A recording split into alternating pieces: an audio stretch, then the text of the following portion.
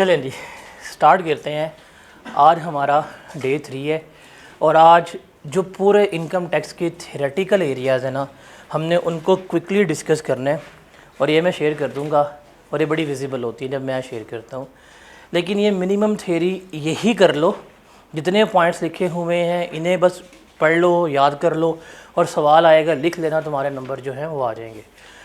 तो अगर हम थ्योरी की बात करें तो पर्टिकुलरली इनकम टैक्स की थ्योरी में 6 चैप्टर्स हैं हमारे, जिसमें से यू कैन से डैट हमें कोई 20 नंबर तक की थ्योरी आनी ही आनी है, क्योंकि आई कैप ने एक जो हमारा चैप्टर था रिटर्न असेसमेंट अपील का, उसको ग्रिड की फॉर्म में कर दिया हुआ है।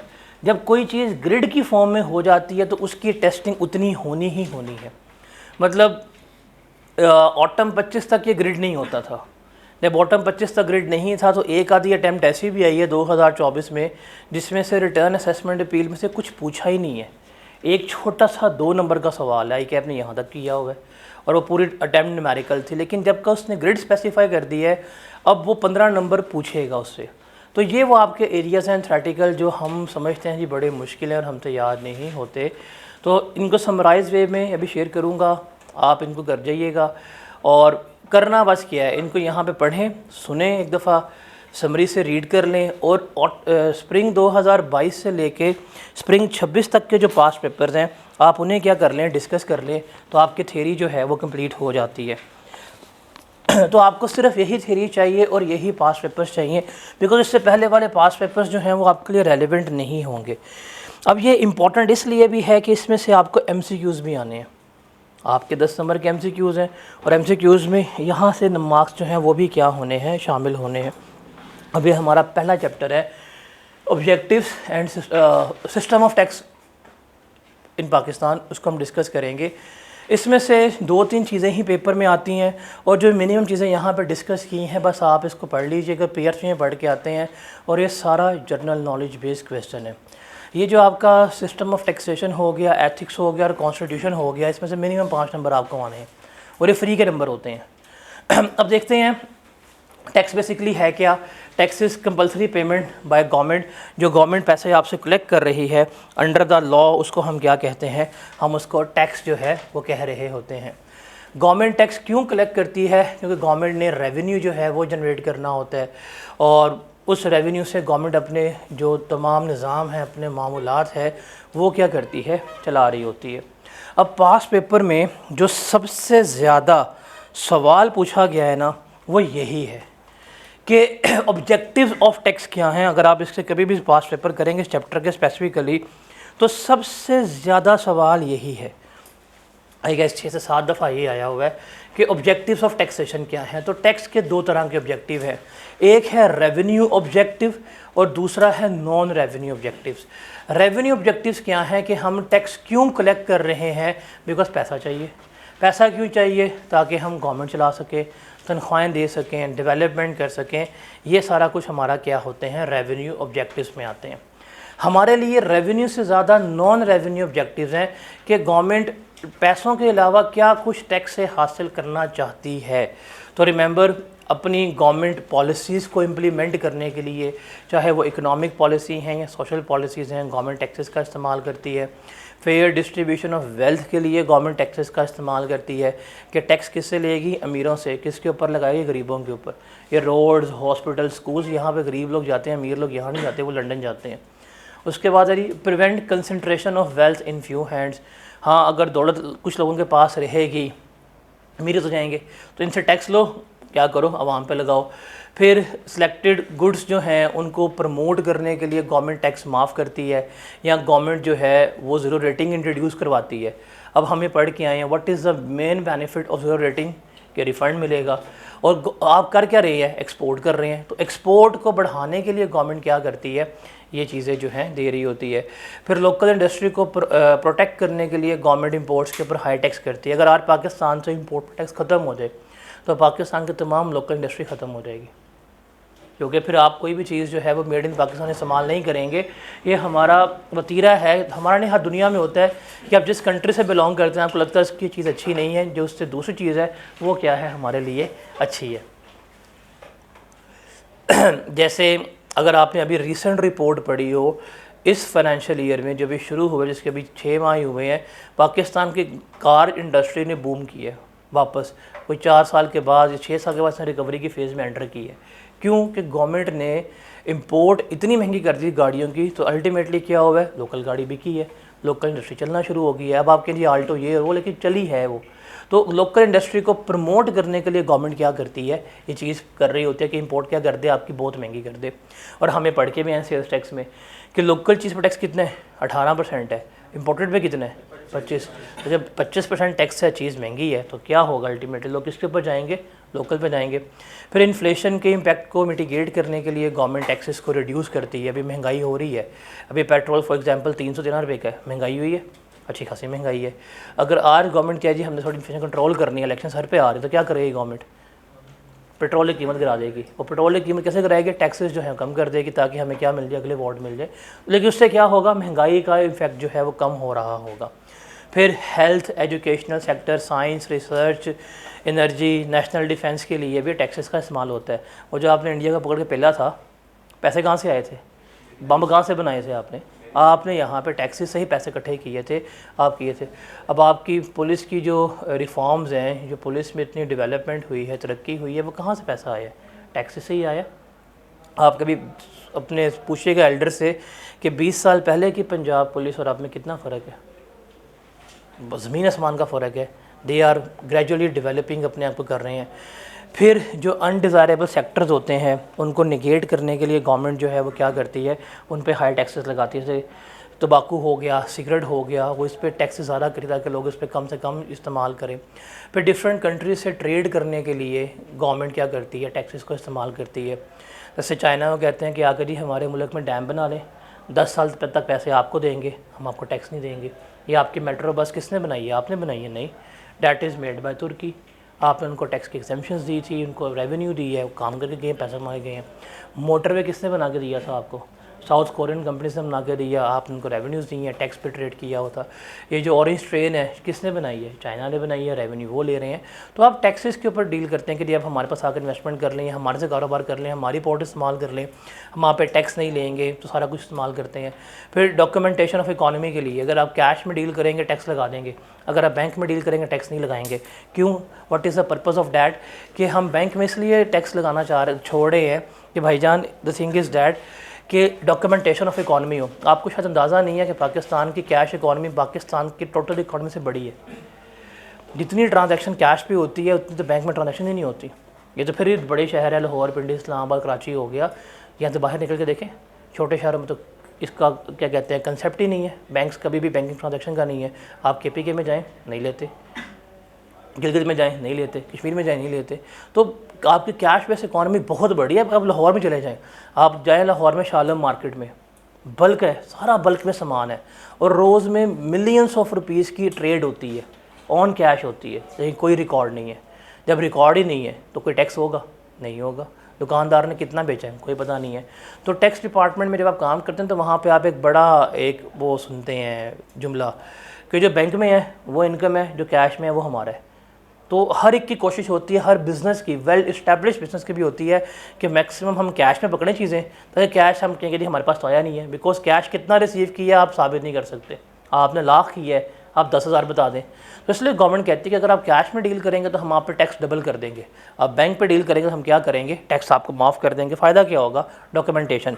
बिकॉज जब बैंक पे ट्रांजैक्शन होगी तो एक एक ट्रांजैक्शन का हिसाब जो है गवर्नमेंट आपसे ले रही होगी।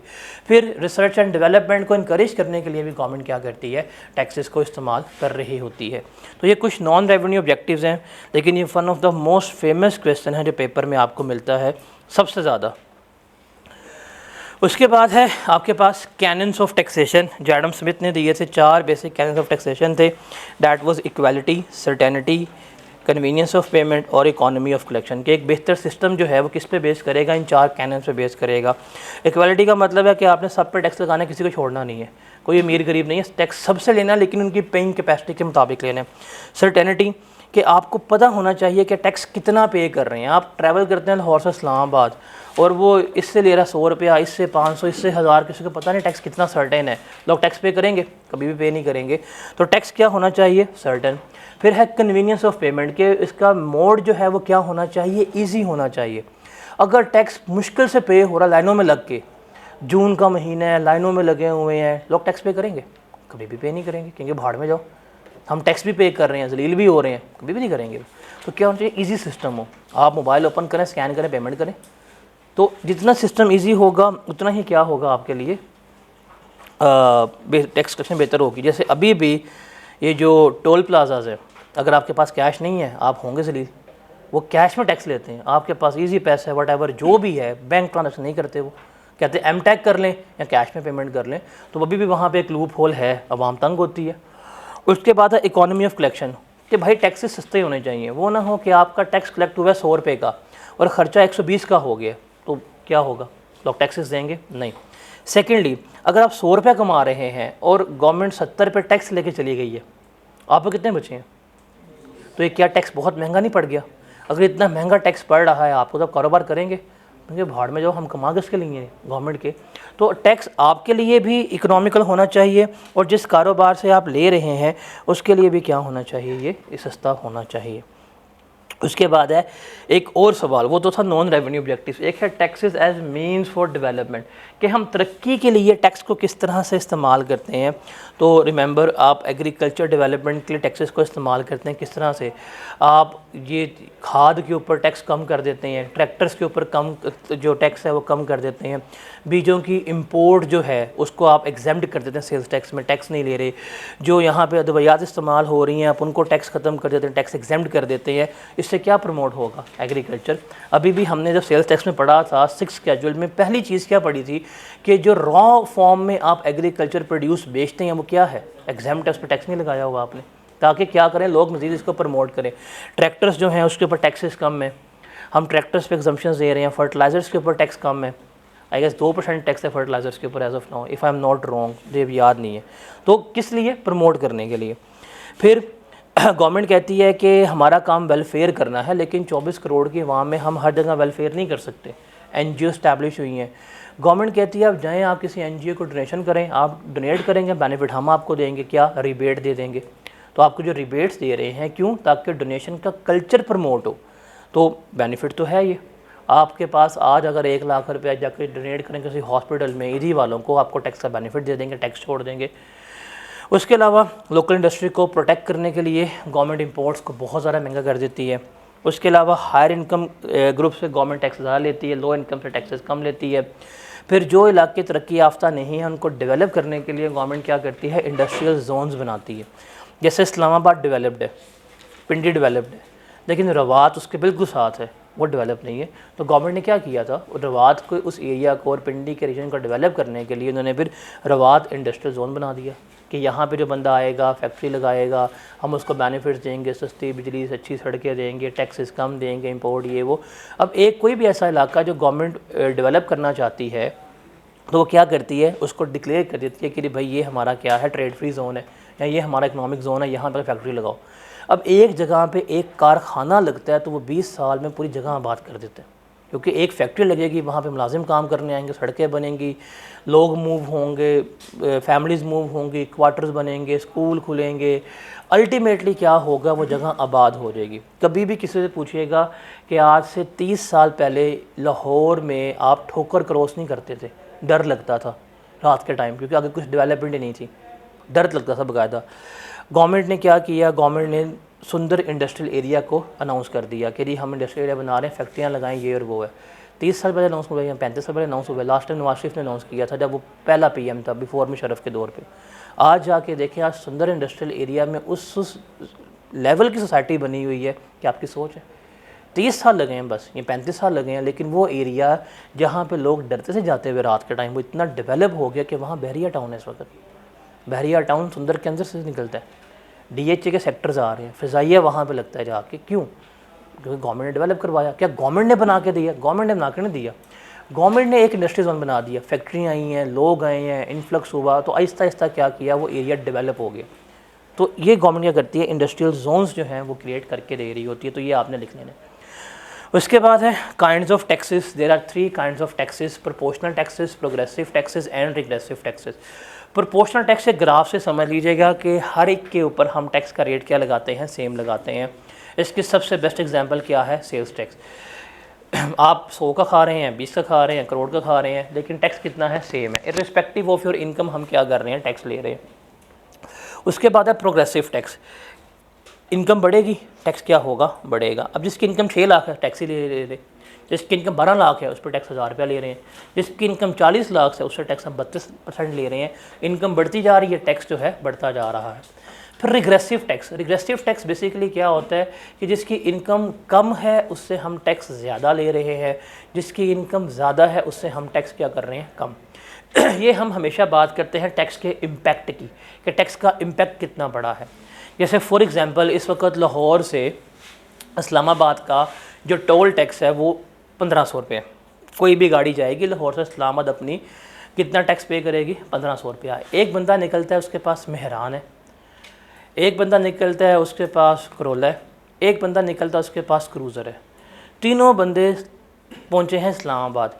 तीनों बंदों ने टैक्स कितना पे किया है, 1500 पे किया है। अब मुझे बताएं वो 1500 सबसे ज़्यादा किसको दुखे होंगे, मेहरान वालों के लिए। क्यों? क्योंकि उसके लिए ये 1500 ज़्यादा होगा, उसके लिए क्या होगा, 1500 ज़्यादा, बिकॉज लो इनकम पीपल है, इम्पैक्ट ज़्यादा है। और जो था आपके पास क्रूज़र वाला, उसको फ़र्क नहीं पड़ा होगा, उसके लिए 1500 क्या है, बिल्कुल मामूली सी बात है। तो ये होते हैं रिग्रेसिव टैक्स, कि जो लो इनकम पीपल होते हैं आप उनसे टैक्सेस जो हैं बहुत ज़्यादा लेते हैं। मतलब इन टर्म्स ऑफ मनी नहीं ज़्यादा, ये इन टर्म्स ऑफ इम्पैक्ट है, इन टर्म्स ऑफ इम्पैक्ट ज़्यादा है। और जो हाई इनकम पीपल हैं उनसे हम क्या करते हैं, कम ले रहे होते हैं। एक लाइन लिख लीजिएगा, कभी ज़िंदगी में अगर आप टैक्स डिपार्टमेंट में अच्छी फर्म में गए ना, इंटरव्यू पे पूछता होता है, हो चुका होगा ना, तो ये पूछता है आपसे कि यार रिग्रेसिव टैक्स क्या होते हैं। आप कहते हैं जी वो टैक्सेस जो आपकी लो इनकम पीपल ज़्यादा लेते हैं। कहते एग्जांपल बताओ। अब आप कहिए कि एग्जांपल तो कोई है ही नहीं कि कोई ऐसा टैक्स जो गरीब से ज़्यादा ले रहे हैं, अमीर से कम ले रहे हैं। तो इसमें सिर्फ एक चीज़ याद रखना कि all indirect taxes are regressive in nature, कि वो तमाम टैक्सेस जो इनडायरेक्ट हैं वो रिग्रेसिव इन नेचर होते हैं। अब सेल्स टैक्स वैसे वो भी है आपका, रिग्रेसिव भी है। एक बंदा मज़दूर जिसकी 500 रुपये दिहाड़ी है, अगर वो जाके आज आटा ख़रीदता है 1 किलो का और आटे के ऊपर 20 रुपये टैक्स है, तो 500 वाले ने कितना पे किया, 20 रुपये। मैं आपको दिखाता हूँ परसेंटेज में, अगर हमारे पास मार्कर हुए, कॉलेज में हमारे पास मार्कर नहीं होते, समझते ना, GSV है। आपने 20 रुपये टैक्स जो है वो पे किया एक मज़दूर ने, इसकी इनकम जो है वो कितनी है, 500 है। कितने % बनता है बताइएगा ज़रा, कैलकुलेटर निकालें। 20 × 500 मल्टीप्लाई बाय 100,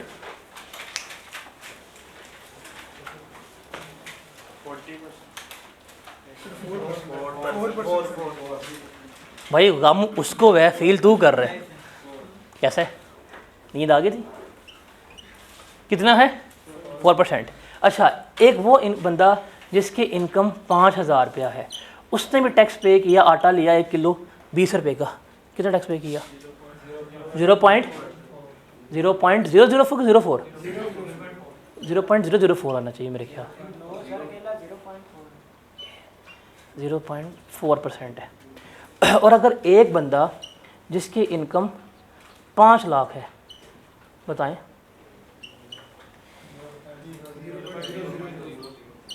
तीन जीरो 2 0 3 आने चाहिए, 3 आने चाहिए।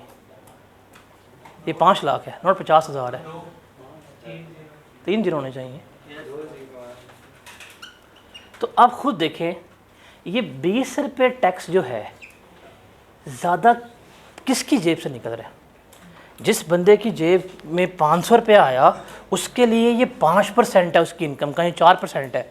जिस बंदे की इनकम 5000 रुपया है उसके लिए तो कुछ भी नहीं है ये।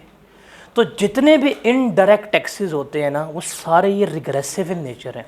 अब आप देखें, जो जिसके पास पैसे कम है उससे आप सबसे ज़्यादा कलेक्ट कर रहे हैं, जिसके पास पैसे ज़्यादा हैं उससे आप क्या ले रहे हैं, सबसे कम ले रहे हैं। तो जितने भी इनडायरेक्ट टैक्सेस हैं वो सारे क्या होते हैं, रिग्रेसिव। अभी ये पेट्रोल की प्राइस बढ़ती है, आपके ख्याल से गवर्नमेंट टैक्सेस किससे ले रही है ज़्यादातर, बाइक वालों से, छोटी गाड़ियों से। बाइक्स की तादाद गाड़ियों से ज़्यादा है। एक गाड़ी है, उसमें जी पड़ गया तकरीबन 70 लीटर पेट्रोल डल गया, वो चला रहा है सुकून से, उसके वन टाइम निकलना। लेकिन बाइक तो रोज़ का पेट्रोल डलवा रही है, और जिसके पास गाड़ी है अगर उसने 70 लीटर पेट्रोल डलवाया उसकी इनकम भी वही होगी। लेकिन जिसके पास बाइक है उसकी इनकम क्या होगी? बहुत थोड़ी होगी। तो हर 1 रुपये का टैक्स जो पेट्रोल का बढ़ेगा वो गरीब को ज़्यादा इम्पैक्ट करेगा। इसलिए कुछ लोग बैठे होते हैं, जब भी पेट्रोल की कीमत बढ़ती है ना तो मुतमईन होते हैं, कोई मसला ही कोई नहीं, पेट्रोल 1000 रुपये भी लीटर हो जाएगा, हम बेयर कर लेंगे।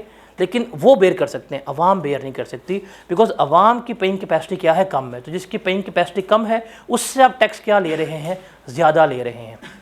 वे अक्सर आप बहाने सुनते हैं कि हम कार्ड दे देंगे, बाइक का रेट अलग करेंगे, गाड़ी का रेट अलग करेंगे, सारे वो कहानियाँ करा रहे होते हैं। फ़िरौन जैसा भी था बट उसने ये वाला काम नहीं किया था, टैक्स वाला। उसके बाद है principles for levy of tax. खैर जानी पब्लिक है, वीगो में रास्ते में मुझे मिलेगी, कोई मसला नहीं है, पिंक वीगो चाहिए मुझे। उसके बाद है principles for levy of tax. आपके पास ना पास्ट पेपर में सिर्फ ये सवाल एक दफ़ा आया है, 2014 से लेके 2026 तक ये सिर्फ एक दफ़ा सवाल पेपर में आया है, principles for levy of tax. हम टैक्स लगा रहे हैं, लेवी का मतलब होता है इम्पोज करना, लगाना, चार्ज करना, लागू करना। हम टैक्स लगाते हैं, कौन से प्रिंसिपल्स उसमें होते हैं? सबसे पहले है बेनिफिट प्रिंसिपल, दूसरा है एबिलिटी टू पे प्रिंसिपल, तीसरा है equal distribution principle. Benefit principle का मतलब क्या है कि आपको जितने बेनिफिट्स गवर्नमेंट से मिलेंगे आप टैक्स भी क्या करेंगे? ज़्यादा जो है वो क्या करेंगे? पे करेंगे। अब एक जो मोहल्ले में दुकान खुली है और एक आज कंपनी बनी है, फैक्ट्री बनी है, गवर्नमेंट से डायरेक्ट बेनिफिट ज़्यादा कौन लेगा? दुकानदार मोहल्ले का कि फैक्ट्री? तो इसलिए फैक्ट्री का टैक्स का रेट क्या होगा? 29%। सारा टैक्स पे करेगी, और दुकानदार मत भी टैक्स ना गवर्नमेंट ले। अब ये दुकानदार टैक्स कहाँ पे करते हैं? कोई नहीं पे करते। तो जितनी बेनिफिट ज़्यादा ले रहे हैं वो टैक्स क्या कर रहे हैं? ज़्यादा पे कर रहे हैं। फिर है एबिलिटी टू पे प्रिंसिपल। इनकम ज़्यादा, टैक्स ज़्यादा। वो था ना, जब बारिश आती है तो पानी आता है, ज़्यादा बारिश आती है ज़्यादा पानी आता है, तो इनकम आती है टैक्स आता है, ज़्यादा इनकम आती है टैक्स भी क्या आता है? ज़्यादा आता है। फिर है इक्वल डिस्ट्रीब्यूशन प्रिंसिपल। इस पर वो इकबाल का शेर निकलें आप, एक ही सफ़ में खड़े हो गए महमूद व यास, क्योंकि सबसे आप टैक्स ले रहे हैं, कोई गरीब है अमीर है टेंशन ही कोई नहीं। मतलब आज के दिन कोई पैदा हुआ पाकिस्तान में, उसका फेडर बाय होगा, टैक्स जाएगा। अगर आज कोई मर गया पाकिस्तान में, गवर्नमेंट को कोई टेंशन नहीं है, उसका जो कफन आएगा टैक्स जाएगा। तो वो हर एक से क्या कर रहे हैं? इर्रिस्पेक्टिव ऑफ योर इनकम, आप सारे बेरोज़गार हैं लेकिन गवर्नमेंट आपसे टैक्स रोज़ ले रही है। आप सुबह जो खा पी के हैं, टैक्स क्या हुआ है? आपसे लिया गवर्नमेंट। तो irrespective of your income, irrespective of your class, irrespective of your paying capacity, आपके पास जेब में पैसे हैं नहीं है, उधार पे चल रहे हो कि कॉलेज की लाइब्रेरी की बुक्स रद्दी में बेच के खा रहे हैं, कोई टेंशन नहीं है। गवर्नमेंट क्या करेगी? आपसे टैक्स लेगी सेम रेट के ऊपर, 18% के ऊपर, उस पर फ्लक्चुएट नहीं करेगी। ये है इक्वल डिस्ट्रीब्यूशन प्रिंसिपल। वो हम कहते हैं कि इक्वल डिस्ट्रीब्यूशन प्रिंसिपल ज़्यादती है। वो कहते हैं नहीं, गरीब आदमी है, पैसे कम है, कम खा ले, हम उससे टैक्स कम लेंगे। अमीर आदमी है, ज़्यादा पैसे हैं, ज़्यादा खा लेगा, टैक्स क्या ले लेंगे? हम उससे ज़्यादा ले लेंगे। तो ये आपकी स्पेंडिंग के ऊपर जो है बेस कर रहा होता है। उसके बाद एक और है, ये भी पास पेपर में एक दफ़ा आया है, characteristics of good tax system. एक अच्छा सिस्टम की बात कर रहे हैं हम, अपने सिस्टम्स की बात नहीं कर रहे। अच्छा सिस्टम क्या चाहिए? सिंपल। हमारा तो सिस्टम सिंपल नहीं है। सेल्स टैक्स तुम लोगों को पढ़ तो समझ लगे कि सेल टैक्स काम कैसे कर रहे हैं। इनकम टैक्स तुम लोगों को आता नहीं है, सिंपल नहीं है बिल्कुल भी। कन्वीनियंट, ईजी, हाँ ईजी थोड़ा बहुत है। फेयर हो, पब्लिक पर्पज़ के लिए, बिकॉज हम टैक्स किसके लिए ले रहे हैं? गवर्नमेंट के, आपके लिए ले रही है। रोड आपके लिए बनेगा, उस रोड पे शहबाज शरीफ ने वन व्हीलिंग नहीं करनी है, आप लोगों ने करनी है, तो आपके लिए रोड बना रही है, मैंडेटरी है। कभी भी शहबाज शरीफ आके ये नहीं कहेगा टीवी पे कि जी अल्लाह नबी के प्यारो आंखों वालों जिसका दिल करता है टैक्स दे दे, ऐसा नहीं करेगा। वो गन पॉइंट पे टैक्स लेंगे, लीगली टैक्स लेंगे, लाजमी है। फिर आपका टैक्स हमेशा जो आपकी इनकम, आपके प्रॉपर्टी, आपकी ट्रांजैक्शंस जो है उस पर क्या करती है? गवर्नमेंट टैक्स ले रही होती है। फिर एक अच्छा टैक्सेशन सिस्टम, उसके क्या असूल हैं? Principle of good sound tax system, fiscal adequacy, equality, administrative feasibility और इकोनॉमिक कंसिस्टेंसी। इसका मतलब क्या होता है? फिस्कल का मतलब होता है कैश, आपकी कैश की नीड को पूरा करने वाला हो। एक अच्छा सिस्टम वो है जो आपको इतने पैसे कमा के दे दे जो आपकी नीड है। अगर आपको 10,000 चाहिए, आपको रेवेन्यू वो ज़्यादा जनरेट करके दे दे, आपके पास डेफिसिट ना हो। इक्वलिटी, टैक्स सबसे लें। फिर तीसरा है एडमिनिस्ट्रेटिव फिजिबिलिटी, कि आपका जो इंतज़ामिया है पढ़ी लिखी हो, पोलाइट हो, आपके लिए टैक्स जो है वो क्या हो, इजी करे। और इकोनॉमिक कंसिस्टेंसी, कि आपके कंट्री के माशी अहदाफ जो हैं वो हासिल करके देने वाला हो। आपको इतनी जीडीपी चाहिए, इतनी ग्रोथ चाहिए, वो सारा आपको ग्रोथ में क्या करे, सपोर्ट कर रहा हो। तो ये आपके एक अच्छे सिस्टम के 4 पिलर्स हैं जिसमें हम क्या कर रहे होते हैं, लेके चल रहे होते हैं। उसके बाद है जी टाइप्स ऑफ टैक्सेस इन पाकिस्तान। ये सेकंड हाईएस्ट आस्क्ड क्वेश्चन है कि पाकिस्तान में टैक्सेस के टाइप्स कौन सी हैं। Direct tax, indirect tax. Direct tax वो जो डायरेक्टली आपकी इनकम पे लगता है, इनडायरेक्ट टैक्स वो जो आपकी इनकम पे नहीं लगता। आप लोगों ने सेल्स टैक्स पढ़ा है, आपको सेल्स टैक्स पढ़ के इस चीज़ की समझ आ गई है कि सेल्स टैक्स आपकी इनकम पे नहीं लगा रहे, आप खर्च करेंगे, टैक्स हमसे लेके जा रहे हैं। तो उसकी एग्जांपल है sales tax, custom duty, FED. Direct tax में इनकम टैक्स है, कैपिटल वैल्यू टैक्स है, ये सारा कुछ आ रहा होगा। तो 5 बातें हैं, कैनन्स, डेवलपमेंट, टैक्स के टाइप, टैक्स के प्रिंसिपल, और पाकिस्तान में डायरेक्ट टैक्सेस और इनडायरेक्ट टैक्स कौन से होने चाहिए। इसे एक दफ़ा रीड कर लीजिएगा, चैप्टर में यही इनफ है। उसके बाद है हिस्ट्री ऑफ टैक्स लॉज। वो आपको हिस्ट्री पूछ के फेल नहीं करेगा, वो आपको आपका मुस्तकबिल दिखा के फेल करता है। तो history is not relevant for us. तो मैं शेयर करूँगा, जिसको हिस्ट्री का शौक़ हो वो पढ़ ले कि जब अंग्रेज़ पहली दफ़ा आए थे इस बरसगीर में, जब फेंटा लगाया मुग़लों को, बहुत बजाया था पकड़ के, अल्लाह माफ़ करे। उसके बाद से फिर टैक्स लेते रहे। तो वो 1860 से लेके 2001 तक की कहानी जो है वो हम यहाँ पढ़ेंगे। आपको पता है आपका इनकम टैक्स ऑर्डिनेंस जो है ये किसने बना के दिया हुआ है? ऑस्ट्रेलियंस। आपका पाकिस्तान बना था 1947 में, 1947 तक आप 1922 का एक्ट पढ़ते थे, उसको आपने फिर रिप्लेस किया, आपने क्या कर लिया, इनकम टैक्स ऑर्डिनेंस 1979 कर दिया, और आप वही चला रहे थे। और वो बड़ा करप्ट सिस्टम था, one of the most corrupt system था ये वाला। फिर जब ये नवाज शरीफ ने एटम जो किए थे, ब्लास्ट किए, मुशर्रफ आ गया, उसने गवर्नमेंट गिरा दी और बैठ गया। एट दैट टाइम आपके ऊपर IMF ने सैंक्शंस लगाई हुई थी, पाबंदी लगाई हुई थी IMF ने। तो IMF ने कहा था हम पाबंदी खोलेंगे, अपना टैक्स सिस्टम जो है वो बेहतर करके दें। फिर मुशर्रफ ने बैठा, क्योंकि फिर पार्लियामेंट तो है नहीं थी उस वक्त, एक डिक्टेटरी गवर्नमेंट थी। फिर वो एक प्रोफेसर ली था, ऑस्ट्रेलियन PhD डॉक्टर था, उसको IMF ने अपॉइंट किया, उसने बिठा के दिया। तो अगर आप कभी भी ज़िंदगी में आपको मौका मिले ना ऑस्ट्रेलियन इनकम टैक्स को पढ़ने का, सारा सेम है, आपका बेसिक फ्रेमवर्क सारा सेम है। उन्होंने बताया कि भाई 5 हेड्स ऑफ इनकम होते हैं, salary, property, capital gain, business, other source. उन्होंने बताया कि भाई ये रिबेट्स होते हैं, उन्होंने दिया कि टैक्स रजीम्स इन्हें कहते हैं। इससे पहले ऐसा कोई कंसेप्ट नहीं था। तो जो आप 2001 का इनकम टैक्स ऑर्डिनेंस पढ़ रहे हैं, that is based on Australian tax law. कभी सर्च कीजिएगा, बड़ा मज़ा आएगा आपको। तो हर चीज़ हमारे पास अंग्रेज़ की नहीं है, कुछ हमारे पास किसकी है, ऑस्ट्रेलियंस भी होती हैं। अब चाइना की चल रही है हमारे पास। तो ये तो आपके पास हो गया सिस्टम ऑफ टैक्सेशन। इसके बाद चलते हैं हमारा अगला chapter, that is constitutional provisions. इसमें से इस दफ़ा सवाल आने के चांसेस ज़्यादा हैं। ये जो पिछली अटैम्प्ट आई है ना आपके पास स्प्रिंग 26 का, अगर आप पास पेपर देखते हैं तो इसमें से उसने ऐसा कोई चीज़ पूछी नहीं, MCQs पूछ के फ़र्क कर दी है। अब पूछेगा वो। अच्छा, फेडरल फाइनेंशियल प्रोसीजर्स और प्रोविंशियल फाइनेंशियल प्रोसीजर्स है, NFC है, और फेडरल लेजिस्लेटिव लिस्ट है। 4 चीज़ें हैं जो इसमें आपने डिस्कस करनी होती हैं। इसका सिर्फ आपने पास पेपर करने हैं, उसके अलावा और कोई चीज़ आपको याद करने की ज़रूरत नहीं है। अब टीवी में और स्क्रीन में फ़र्क है, बिकॉज मेरी स्क्रीन के ऊपर ना ये बड़ा इजी है, क्लियर है, बट टीवी के ऊपर ब्लर हो रहा है। यहाँ बहुत क्लियर है मेरे पास ये। एनीवेज मैं आपको ये PDF में शेयर करूँगा, आप इसको देख लीजिएगा। इसमें से सारा याद नहीं करना, मैं चंद एक चीज़ें बताऊंगा वो लाजमी याद करनी है आपने, बिकॉज सारे के सारे सवाल जो हैं वो उन्हीं चंद एक चीज़ों से आते हैं। तो कुल मिला के कुछ 6 चीज़ें हैं हमारी इस पूरे चैप्टर में जिसमें से सवाल सारे ज़्यादा आते हैं। सबसे पहले हम डिस्कस करते हैं फेडरल कंसोलिडेटेड फंड, FCF क्या होता है। तो पेपर में FCF का सवाल सबसे ज़्यादा आया हुआ है कि FCF में क्या आता है, all revenue raised by government, जिसमें टैक्सेस, रेवेन्यू, इनकम वगैरह आती है। All loan raised by government, वो FCF का पार्ट बनेंगे। और रिपेमेंट ऑफ गवर्नमेंट लोन, कल को गवर्नमेंट जो है वो लोन की रिपेमेंट्स करेगी, वो कहाँ जाएगी, FCF में जा रही होगी। तो गवर्नमेंट के मेन पैसे जो हैं वो कहाँ से आते हैं, FCF से आते हैं। इसको हम कहते हैं फेडरल कंसोलिडेटेड फंड। इसके अलावा होता है पब्लिक अकाउंट्स, वो FCF के अलावा, टैक्सेस के अलावा जो गवर्नमेंट की कमाई होती है, जैसे चलान के पैसे हो गए या अदालतों में जो केस जब ये जमा करवाते हैं ज़मानती मुचलके वगैरह, वो सारे कहाँ पे जाते हैं, वो आपके पब्लिक अकाउंट्स का पार्ट बनते हैं। तो FCF ये है, पब्लिक अकाउंट्स आपकी ये। तो ये 5 बातें आपने याद रखनी। This is one of the most frequently asked question इस चैप्टर का। इसको मार्क कर लें, बिकॉज पूरा चैप्टर याद नहीं करना। इस चैप्टर में 6-7 चीज़ें हैं, सिर्फ वही याद करनी है, बाकी आप पढ़ के इग्नोर कर सकते हैं। वैसे भी इग्नोर ही करना था आपने। उसके बाद है ये FCF की कस्टडी किसके पास होगी, बिकॉज पैसे किसके हैं, गवर्नमेंट के हैं।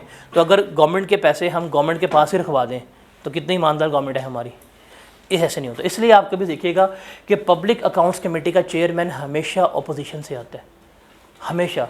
और कहते हैं प्राइम मिनिस्टर के बाद सबसे तगड़ा बंदा ये होता है, पब्लिक अकाउंट्स कमेटी का चेयरमैन अपोजिशन से। इसको आप अंदर नहीं कर सकते कभी भी। वो कहेगा भाई मैंने इनकी करप्शन पकड़ी है, मुझे जेल में डाल दिया। तो सबसे ज़्यादा पावर होती है अपोजिशन में पब्लिक अकाउंट्स कमेटी के चेयरमैन के पास। और उसका चेयरमैन बनने के लिए फिर आपकी ये मंडी लगती है कि कौन कितने पैसे देगा। चेक कर रहे हैं पाकिस्तान का निज़ाम क्या है कि आपके ख़जाने की हिफाजत करने के लिए भी रिश्वत दी जा रही है कि मैं करूँगा, और वो कितना ईमानदार बंदा होगा। अच्छा, कस्टडी कौन होती है, इसकी कस्टडी होती है पार्लियामेंट के पास। जो पार्लियामेंट ने रूल्स बनाए होते हैं उसके मुताबिक सारा कुछ करते हैं, और जो सदर पाकिस्तान ने रूल्स बनाए होते हैं उसके मुताबिक आप सारे खर्च करते हैं। मतलब इन दोनों की परमिशन के बगैर आप FCF से 1 रुपया भी खर्च नहीं कर सकते, 1 रुपया भी। इसके बाद है बजट। बजट में हम डिस्कस करते हैं ABS में। अभी आप लोगों ने देखा होगा कि हर जून के महीने में गवर्नमेंट जो है बजट प्रेजेंट करती है। बजट क्या होता है, basically budget government national assembly में क्या करती है, एक डॉक्यूमेंट जमा कराती है, उसमें बताती है कि अगले साल के हमारे चार्ज एक्सपेंसेस इतने हैं, इतने अखराज हमें करने हैं, सैलरीज़ की मद में, पेंशन की मद में, डेवलपमेंट की मद में, सारे बताती है। और इन एक्सपेंडिचर्स के लिए पैसे हमें कहाँ से चाहिए, तो वो एक स्टेटमेंट ले करते हैं, उसको हम क्या कहते हैं, एनुअल बजट स्टेटमेंट कहते हैं। उस ABS में लिखा होता है कितने खर्चे हमें FCF से चाहिए, कितनी अमाउंट जो है वो हमें क्या चाहिए, ABS पब्लिक अकाउंट्स में से रिक्वायर होती है। गवर्नमेंट ये बताती है कि इसको हम क्या कहते हैं, ABS कह रहे होते हैं। इसके बाद इसको हाईलाइट कीजिएगा अपनी अपनी बुक्स में, एक्सपेंडिचर चार्ज ऑन FCF। ये सेकंड इंपॉर्टेंट क्वेश्चन है। पहला था FCF और पब्लिक अकाउंट्स क्या होते हैं, पहला हो गया जिसको फिंगर टिप्स पे याद करना है।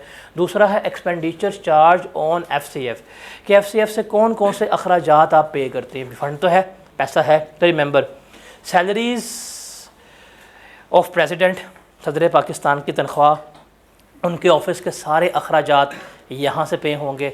सुप्रीम कोर्ट की सारी सैलरीज़, उनके तमाम जज साहबान की सैलरीज़, इस्लामाबाद हाई कोर्ट के जज साहबान की सैलरीज़, चीफ इलेक्शन कमिश्नर के सैलरीज़, चेयरमैन सेनेट, स्पीकर जो है चेयरमैन सेनेट हो गया, स्पीकर नेशनल असेंबली हो गया, और ऑडिटर जनरल पाकिस्तान हो गया। इन सब की तनख्वाहें कहाँ से पे होती हैं, FCF से। उसके अलावा इनके जो दफातर हैं, मतलब प्रेसिडेंट हाउस हो गया, सुप्रीम कोर्ट की बिल्डिंग हो गई, हाई कोर्ट हो गई, इलेक्शन कमीशन हो गया, पार्लियामेंट के सेक्रेटेरिएट हो गए, इनके जो एडमिन एक्सपेंसेस ऑफिस के सारे अखराजात वो कहाँ से पे होते हैं, FCF से। फिर डेट चार्जेस, जो गवर्नमेंट ने कर्जा लिया हुआ है उस पर गवर्नमेंट इंटरेस्ट पे कर रही है, वो इंटरेस्ट कहाँ से पे होता है, FCF से। फिर अगर पाकिस्तान को हुकूमत के ख़िलाफ़ कोई केस है और हुकूमत हार गई है तो पेनल्टीज़ कहाँ से पे होती हैं उसकी, FCF से। या कोई भी एक्सपेंसेस जिसको प्राइम मिनिस्टर चाहे तो वो FCF से अप्रूव करवा सकते हैं। आप FCF से क्या करेंगे, प्रूफ करवाएंगे। कैसे प्रूफ कराएंगे, ये जो होता है प्रूफ बजट। अभी जब बजट अप्रूव हुआ है तो उसमें आपने एक प्रॉपर लिस्ट दी थी, हमें ये खर्चे चाहिए, बहस हुई, अप्रूव हुआ, आप क्या करेंगे, अगले साल के खर्चों को कर रहे होंगे। तो एक ये इंपॉर्टेंट है, एक ये इंपॉर्टेंट है। ये सबसे इंपॉर्टेंट ये है बिकॉज ये आता है, ये पेपर में आया हुआ है 2 से 3 दफ़ा। उसके बाद अगली चीज़ें सिर्फ मैं आपको डिस्कस करता हूँ, वो आने के चांसेस रिमोट हैं, लेकिन ये 2 चीज़ों के आने के चांसेस ज़्यादा हैं, दैट इज़ FCF और एक्सपेंडिचर। उसके बाद है बजट का अप्रूवल का प्रोसीजर क्या होता है, हम कैसे बजट को अप्रूव करा रहे होते हैं वो देखते हैं। तो आप नेशनल असेंबली में क्या करते हैं, अपना बजट जो है वो प्रेजेंट करते हैं कि हमें इतने खर्चे जो हैं अगले साल करने हैं, इतनी अमाउंट जो है वो हम FCF से पे करेंगे, इतनी अमाउंट जो है वो हम कहाँ से करेंगे, पब्लिक अकाउंट से। अब इसके ऊपर डिस्कशन होती है, वोटिंग नहीं होती। वोटिंग है कि आप बाय हैंड जो है वोट कर रहे हैं, वो तरमीम के लिए होती है, इसके लिए नहीं होती। अब आपने डिमांड किया कि जी हमें इतना खर्चा चाहिए, अब मेंबर्स जो हैं वो उसको अप्रूव कर सकते हैं, रिजेक्ट कर सकते हैं, या क्या कर सकते हैं, रिड्यूस कर सकते हैं कि ठीक है जी हम इसको रिड्यूस कर रहे हैं। उसके बाद है जब जैसे ही ये अप्रूव हो जाएगा सारा कुछ, तो एक स्केजुअल होगा कि हम गवर्नमेंट कितनी ग्रांट्स थी, इतने खर्चे हैं, वो हमने पार्लियामेंट ने अप्रूव कर दिए हैं, वो किसके पास जाएगा, पीएम के पास, पीएम उसको साइन करेगा, फिर वो कहाँ जाएगा, नेशनल असेंबली में, वहाँ से जाएगा प्रेसिडेंट के पास और वो साइन करेगा, आपका बजट जो है वो क्या हो जाएगा, अप्रूव हो जाएगा।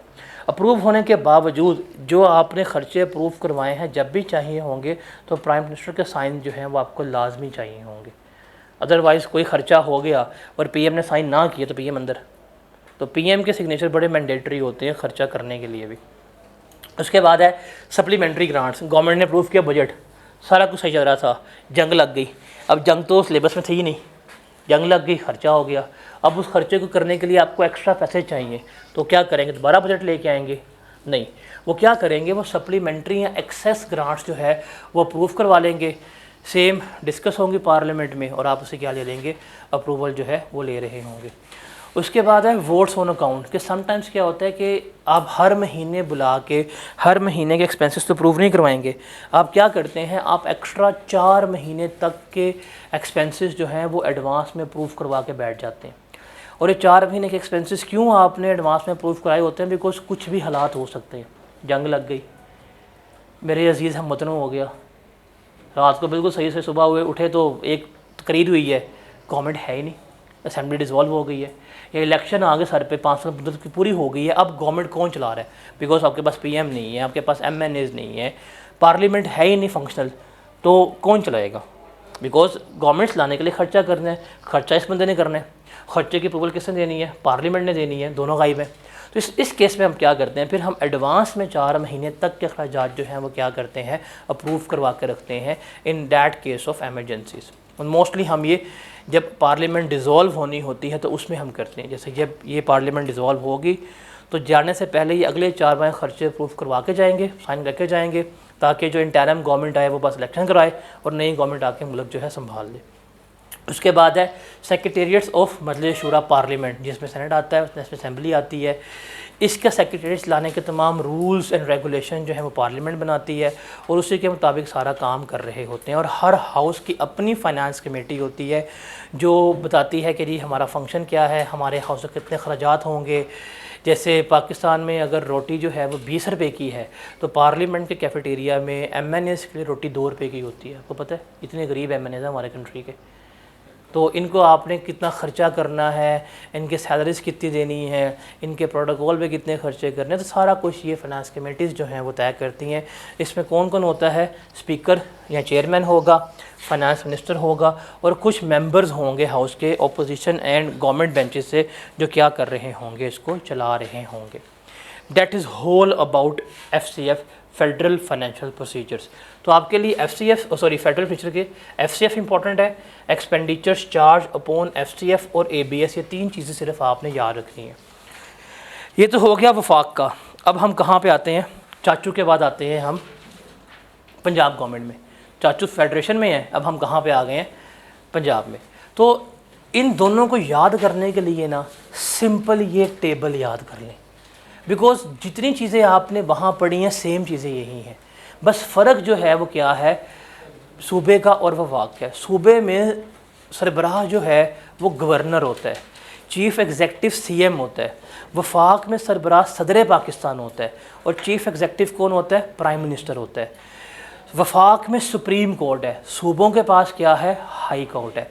वफाक में उनके पास प्रेसिडेंट हाउस होता है, यहाँ पे क्या होता है, गवर्नर हाउस होता है। तो जो सारी बातें आपने वफाक के लिए पढ़ी हैं वही सारी बातें किसके लिए, सूबों के लिए। बस फ़र्क क्या है कि we will replace president with governor, prime minister with CM और chief justice with high court chief justice, supreme court with high court हम क्या करते हैं, रिप्लेस करते हैं। बाकी सारा मेथड हमारा वही है। जैसे हमने कहा था कि जो FCF था यहाँ पे क्या कहलाएगा, PCF कहलाएगा। तो PCF में क्या कुछ आएगा, वो तमाम इनकम लोन्स जो पंजाब गवर्नमेंट रेस करेगी किसका पार्ट बनेंगे, PCF का। वहाँ पे था जी कौन कौन से खर्चे चार्ज होंगे, सैलरीज ऑफ जजेस, सदर पाकिस्तान, उसका हाउस हो गया, एडमिन एक्सपेंसिव सारे वो थे। यहाँ पे क्या हो जाएगा कि गवर्नर की सैलरी, हाई कोर्ट के जजेस की सैलरी, स्पीकर की, इनके सारे एडमिनिस्ट्रेटिव एक्सपेंसेस, गवर्नमेंट के जो डेट चार्जेस होते हैं, कोर्ट की जजमेंट सारी यहाँ था, ठीक है। सिंपल आपने क्या करना है, वफाक को सूबे से रिप्लेस कर देना है। तो आप इतना अच्छा लॉ पढ़ के आ चुके होते हैं, आपने वो लीगल सिस्टम पढ़ा होता है, आपको पता होता है कि भाई आपका कॉन्स्टिट्यूशन किस तरह काम कर रहा है। तो आपके लिए सिर्फ एलिमेंट ये चीज़ है, पार्लियामेंट किससे रिप्लेस हो जाएगी, प्रोविजनल असेंबली से। प्रेसिडेंट किससे हो जाएगा, गवर्नर से, पीएम सीएम से, हाई कोर्ट सुप्रीम कोर्ट से। एबीएस सेम रहेगी और बाकी सारा कुछ आपका सेम रहेगा। बस एक चीज़ का फ़र्क पड़ता है कि वहाँ पे हमने पढ़ा था कि एडवांस एक्सपेंडिचर हम 4 महीने के अप्रूव करवाते हैं, सूबे में हम कितने करा सकते हैं, 3 महीने के। बस यही फ़र्क है। इसके अलावा अगर आप FCF को, आप फेडरल प्रोसीजर्स को याद कर लें, आपके जो प्रोविंशियल प्रोसीजर्स हैं वो क्या है, ईजी हो जाएंगे। वो क्या है आपके लिए, ईजी हो जाएंगे। तो बस चाचू को किससे रिप्लेस करना है, मरियम से रिप्लेस करना है, दैट्स इट। वो सून रिप्लेस वैसे भी हो जानी है पक्की पक्की। तो ये आपके लिए है। तो एक वो याद कर ले, FCF, ABS, expenditures charge upon FCF। और अगर उसने पेपर में PCF पूछ लिया तो थोड़ा दिमाग को इस्तेमाल करना है। सूबे में गवर्नर होता है, CM होता है, हाई कोर्ट होता है, दैट्स इट। आप लिखें, आपको मार्क्स जो हैं पूरे मिल जाएंगे। तो ये चीज़ ईजी टू रिमेंबर है। उसके बाद है NFC, जिसमें पढ़े पढ़े होते हैं। आपके लिए NFC ही ज़्यादा इम्पॉर्टेंट है। इसके अलावा ये natural gas and hydro power, ये आप इतनी इंपॉर्टेंट नहीं है। बट सिंपल सी बात है, जिस सूबे में डैम है पैसा उनका है, वही पैसा लेंगे। वफाक उसका पैसा जो है वो नहीं लेता। हाँ, लेकिन बिजली वफाक की है, डैम सूबे का है। तो बिजली के पैसे, हमारे सूबे के पैसे करके आप क्या करते हैं, वापस सूबों को दे देते हैं। लेकिन वो रेलेवेंट नहीं है हमारे लिए। हमारे लिए रेलेवेंट है NFC। NFC की कंपोजिशन क्या है, वो NFC पे ख़र्चे कौन से हो सकते हैं, वो सारा कुछ जो है वो क्या करना है, हमने यहाँ पर डिस्कस करना है। तो रिमेंबर, NFC कौन बनाएगा, प्रेसिडेंट। कितने साल के लिए, मैक्सिमम 5 साल के लिए। एक जो नेशनल फाइनेंस कमीशन बनेगी कितने साल के लिए बनेगी, 5 साल के लिए। बिकॉज आपकी गवर्नमेंट भी कितने साल के लिए होती है, 5 साल की। 5 साल गए, गवर्नमेंट गई, NFC गई, तो मैक्सिमम लिमिट कितनी होगी, 5 साल। लेकिन ये हर साल या 2 सालों में आप इसकी कंपोजिशन जो है वो कर सकते हैं। अब इस NFC में मेंबर्स कौन होगा, फेडरल फाइनेंस मिनिस्टर, ये इसके मेंबर होंगे सारे वफाकी। इस वक्त है Mohammad Aurangzeb. Provincial finance minister, हर सूबे का जो वज़ीर ख़जाना होगा वो इसका मेंबर होगा। और अदर मेंबर्स, ये अदर मेंबर्स कौन रिकमेंड करता है, गवर्नर। किसको करता है, प्रेसिडेंट को। और जो प्रेसिडेंट है वो क्या करेगा, अदर मेंबर्स जो है वो अपॉइंट करेगा। ये एक्सपर्ट भी हो सकते हैं, ये टेक्नोक्रेट्स भी हो सकते हैं, जिनका काम क्या कि आपने NFC का पार्ट बनता है। जैसे फॉर एग्जांपल, अगर आज गवर्नर रिकमेंड कर दे कि जो ICAP का प्रेसिडेंट है उसका NFC का पार्ट बना लेगा वो, क्योंकि वो रिकमेंडेशन कौन देगा, गवर्नर। अब ये अपॉइंट हो गया NFC। इसका फंक्शन क्या है, फंक्शन है इसके बेसिकली कि जो टैक्स रेवेन्यू है, बिकॉज वफाक ने टैक्स इकट्ठा किया, सूबों ने टैक्स इकट्ठा किया, इनको आपस में तकसीम करना है। अब सेल्स टैक्स किसका है, वफाक का है। इकट्ठा कौन करता है, सूबे करते हैं। अब जैसे हम कहते हैं ना, कराची चलता है तो मुल्क पलता है। द थिंग इज़ दैट के जो पोर्ट है वो किसके पास है, कराची के पास है। तो सारा टैक्स कहाँ इकट्ठा होगा, कस्टम का, कराची में इकट्ठा होगा। इंपोर्ट टैक्स सारा कहाँ इकट्ठा होगा, कराची में होगा। बट वो टैक्स किसका है, वफाक का है। तो वफाक कहती है कि जो आपने टैक्स हमसे लिया हमें दो, और सुबह कहते हैं भाई जो आपने हमारी पेमेंट्स करनी है हमें दें। तो उसकी तकसीम जो है वो टैक्सेस की यहाँ पे होगी, यहाँ पे है। फिर ग्रांट्स इन एड के सूबे जो हैं वो इमदाद मांगता है कि हमें ये मसले हैं, ये मसाइल हैं, अमन मांगे सूरत हाल है, उसके लिए पैसे चाहिए, वो यहाँ पे। फिर बोरिंग पावर्स का डिसाइड होता है कि सूबे कितना लोन ले सकता है, वफाक कितना लोन ले सकता है। और अदर फाइनेंशियल मैटर्स यहाँ डिस्कस होते हैं, वो मुख्तलिफ हो सकते हैं। जैसे आजकल पड़ा हुआ था रिसेंट NFC में कि ये जो माइंस एंड मिनरल्स का बिल पास हुआ है, वो तो पहाड़ तो हैं सारे KPK में हैं, टैक्सेस जो हैं वो सारे वफाक को जाएंगे, इसके ऊपर बहस हो रही होती है। डैम्स के ऊपर बहस हो रही होती है। अब वो जैसे बलोचिस्तान वाले कहते हैं कि भाई गैस आप सुई से निकालते हैं, पैसे हमें मिलते नहीं, सारे पैसे तो वफाक ले जाते हैं। तो ये सारे मैटर्स जो हैं वो कहाँ पर होते हैं, डिस्कस होते हैं। तो आपकी पाकिस्तान की हिस्ट्री पे जितनी मर्ज़ी गवर्नमेंट्स आ जाएँ, जितनी मर्ज़ी मुखालिफिन की गवर्नमेंट्स आ जाएँ, जितनी मर्ज़ी उसे गालियाँ निकालें, जब यहाँ बैठते हैं ना इस मीटिंग में, सारे यस सर कह रहे होते हैं। क्योंकि उनको पता है अगर यहाँ पंगा किया ना और वफाक अगर अड़ गया तो हम गए। तो यहाँ पे सारे अच्छे बच्चे बन के बैठे होते हैं, ये चीज़ आपने याद रखनी है। अब इसमें करना क्या, इन्होंने इनकम टैक्स वो डिस्ट्रीब्यूट करना है, सेल्स टैक्स वो डिस्ट्रीब्यूट करना है, एक्सपोर्ट ड्यूटीज़ और इस तरह के तमाम मैटर्स जो हैं वो डिस्कस करने हैं। अब और भी मैटर्स यहाँ डिस्कस होते हैं। जैसे अभी पंगा पड़ा हुआ है पिछले कुछ अरसे से कि एग्रीकल्चर इनकम एग्जेम्प्ट है पाकिस्तान में। Federal government income tax ordinance के मुताबिक एग्रीकल्चर इनकम पर टैक्स नहीं लेती। एग्रीकल्चर इनकम पर टैक्स सूबे लेते हैं, वफाक कह रहा है टैक्स हम लेंगे, सूबे कहते हैं टैक्स हमारा है, आप क्यों लेंगे। तो अभी इसका मसला एनएफसी में क्या कर रहा है, डिस्कस चल रहा है। अभी जो एक और इशू चल रहा था एनएफसी में, सुना होगा आपने बिलावल भुट्टो का, कि वो नहरों का मसला, वो कहते हैं नहरें हम नहीं निकालने देंगे सिंध वाले, तो वो भी यहाँ भी चल रहा होता है। उसकी पेमेंट्स कौन करेगा, कौन नहीं करेगा, मोटरवे बनाना है, पेमेंट्स कौन कितना सुबह कंट्रीब्यूट करेगा, ये सारा कुछ यहाँ पे एनएफसी में ही डिस्ट्रीब्यूट होगा। बिकॉज एक ईंट भी लगनी है, उस पर पैसा लगना है, और पैसे के तमाम मैटर्स सूबे और वफाक के दरमियान कहाँ पे डिस्कस होने हैं, यहाँ पे डिस्कस होने हैं। अब एनएफसी में जो इम्पॉर्टेंट चीज़ जो है वो आपने याद रखनी है कि हर साल का शेयर, बिकॉज सारा पैसा इकट्ठा हुआ वफाक के पास गया, अब वफाक ने क्या करना है, सूबों को देना है। तो जो सूबों को शेयर देंगे वो पिछले महीने से, पिछले साल से कम नहीं होना चाहिए। अगर फॉर एग्ज़ाम्पल पंजाब को आपने 2025 में 900 अरब दिया था, तो 2026 में आप 900 अरब देंगे या उससे ज़्यादा पे करेंगे, आप 900 से कम पे नहीं कर सकते। तो ये जो इसको एनएफसी अवार्ड कहते हैं, एनएफसी अवार्ड पिछले साल के अवार्ड से कम नहीं हो सकता।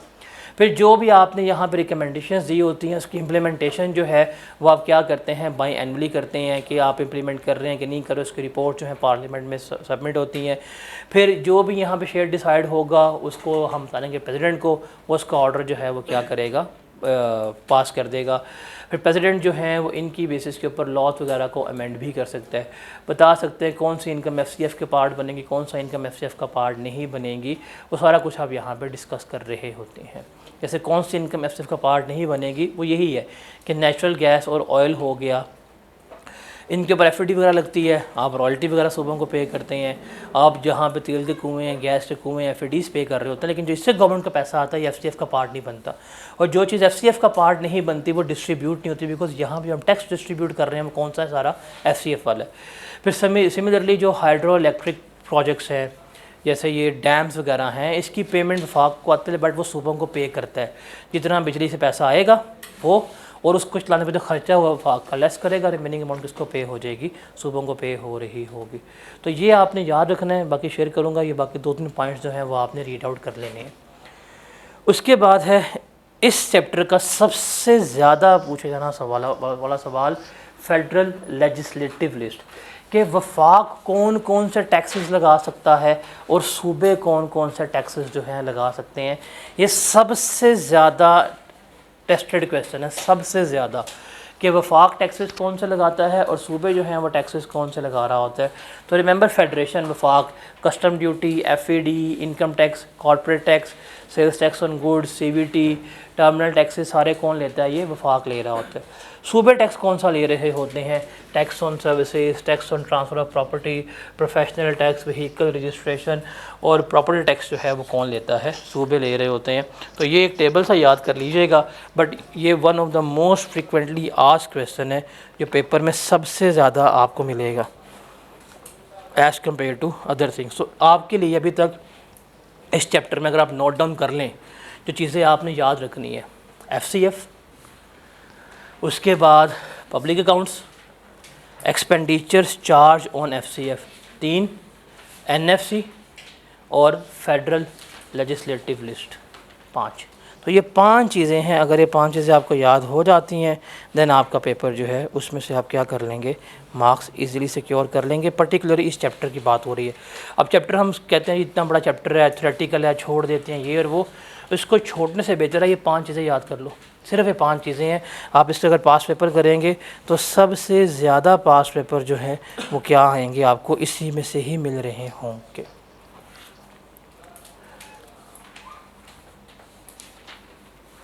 इसके बाद चलते हैं हम एथिक्स के ऊपर। हमारी कौम को सबसे ज़्यादा पता किस चीज़ की नीड है, पैसों से ज़्यादा भी, एथिक्स की, इखलाकियात। इखलाकियात सबसे पहले होनी चाहिए, लेकिन हमारे कंट्री में इखलाकियात सबसे एंड पे है। मतलब रात को 3:20 पे बच्चा मुझे कॉल कर रहा है और मैं तंग आके उठाऊँ कॉल की वाइब्रेशन से, उसने फिर मैसेज किया कि जी वो टैक्स के नोट शेयर कर दें। अब गुस्सा तो मुझे शरीर आया था, गुस्सा मैंने पी भी लिया, लेकिन that is the most unethical thing ever कि आप डायरेक्टली किसी को कॉल कर रहे हैं। आप किसी को डायरेक्टली कॉल नहीं कर सकते। फिर एक कंसेप्ट दुनिया में एग्जिस्ट करता है बिजनेस आवर्स का, दैट इज़ 9 to 5। उसके बाद कोई आपको रिप्लाई करता है तो वो आप पे एहसान कर रहे हैं लिटरली। आप सुबह के 3:20 पे कर रहे हैं, कोई भी कॉल, आप मैसेज कर दें, कॉल कर रहे हैं। तो ये अभी आप वाक़या, ये मैं तो मैच देख के सोया था, कुछ लोगों को याद करता होगा कि वो सुबह कितना रो रहे होंगे बैठ के। तो ये ऐसे होते हैं। तो एथिक्स जो है ना वो बहुत ज़रूरत है, इसलिए ना आपकी ज़िंदगी में हर जगह एथिक्स बड़े काम आते हैं, सिखाते हैं, लेकिन एथिक्स सिखाए नहीं जाते। ये तरबियत में शामिल होते हैं आपके एथिक्स। लेकिन ICAP तो कोशिश करता है कि वो आपको हर सब्जेक्ट में एथिक्स सिखाए। आपको टैक्स में हम एथिक्स सिखाएंगे, आपको रिपोर्टिंग में एथिक्स सिखाएंगे, आपको ऑडिट में एथिक्स सिखाएंगे, हम आपको एक कोड ऑफ एथिक्स देंगे, ज़ाब्ता इखलाक, कि चार्टर्ड अकाउंटेंट का ये ज़ाब्ता इखलाक होना है, आप पढ़ेंगे फिर आप उसको फॉलो नहीं करेंगे। कहता है यस सर इंशाल्लाह। एथिक्स का मतलब क्या होता है कि जी आपकी जो क्या कहते हैं इखलाकियात, उसको हम क्या कहते हैं, एथिक्स जो है वो कह रहे होते हैं। अब एथिक्स का चैप्टर जो है ना, इसमें से भी ICAP ने रिसेंट कुछ अटैम्प्ट्स में ना काफ़ी ज़्यादा टेस्टिंग कर लिया, ख़ास तौर के ऊपर कोड ऑफ एथिक्स के ऊपर ना ICAP बहुत ज़्यादा जो है वो सवाल पूछ रहा है, हद से ज़्यादा। तो एथिक्स की बात करें तो हमारे पास मुख्तलिफ़ सिस्टम के पर्सनस हैं और हर एक की कुछ ना कुछ एथिकल रिस्पॉन्सिबिलिटीज़ हैं। देखें, सबसे पहले गवर्नमेंट है, गवर्नमेंट का काम है टैक्स का कानून लेके आना। अगर हम गवर्नमेंट को ऐसे ही छोड़ दें तो गवर्नमेंट का जो दिल आए जिस तरह का कानून बना ले, तो एथिक्स तो होने चाहिए। जैसे अभी आपने सुना कि रिसेंट वो एक बिल सा पास कर रही थी गवर्नमेंट कि जिस टेली कम्युनिकेशन कंपनी का दिल चाहेगा वो जिसकी मर्ज़ी पर्सनल प्रॉपर्टी पे वो टावर लगा सकते हैं, और आप मना करेंगे आपको जेल हो जाएगी।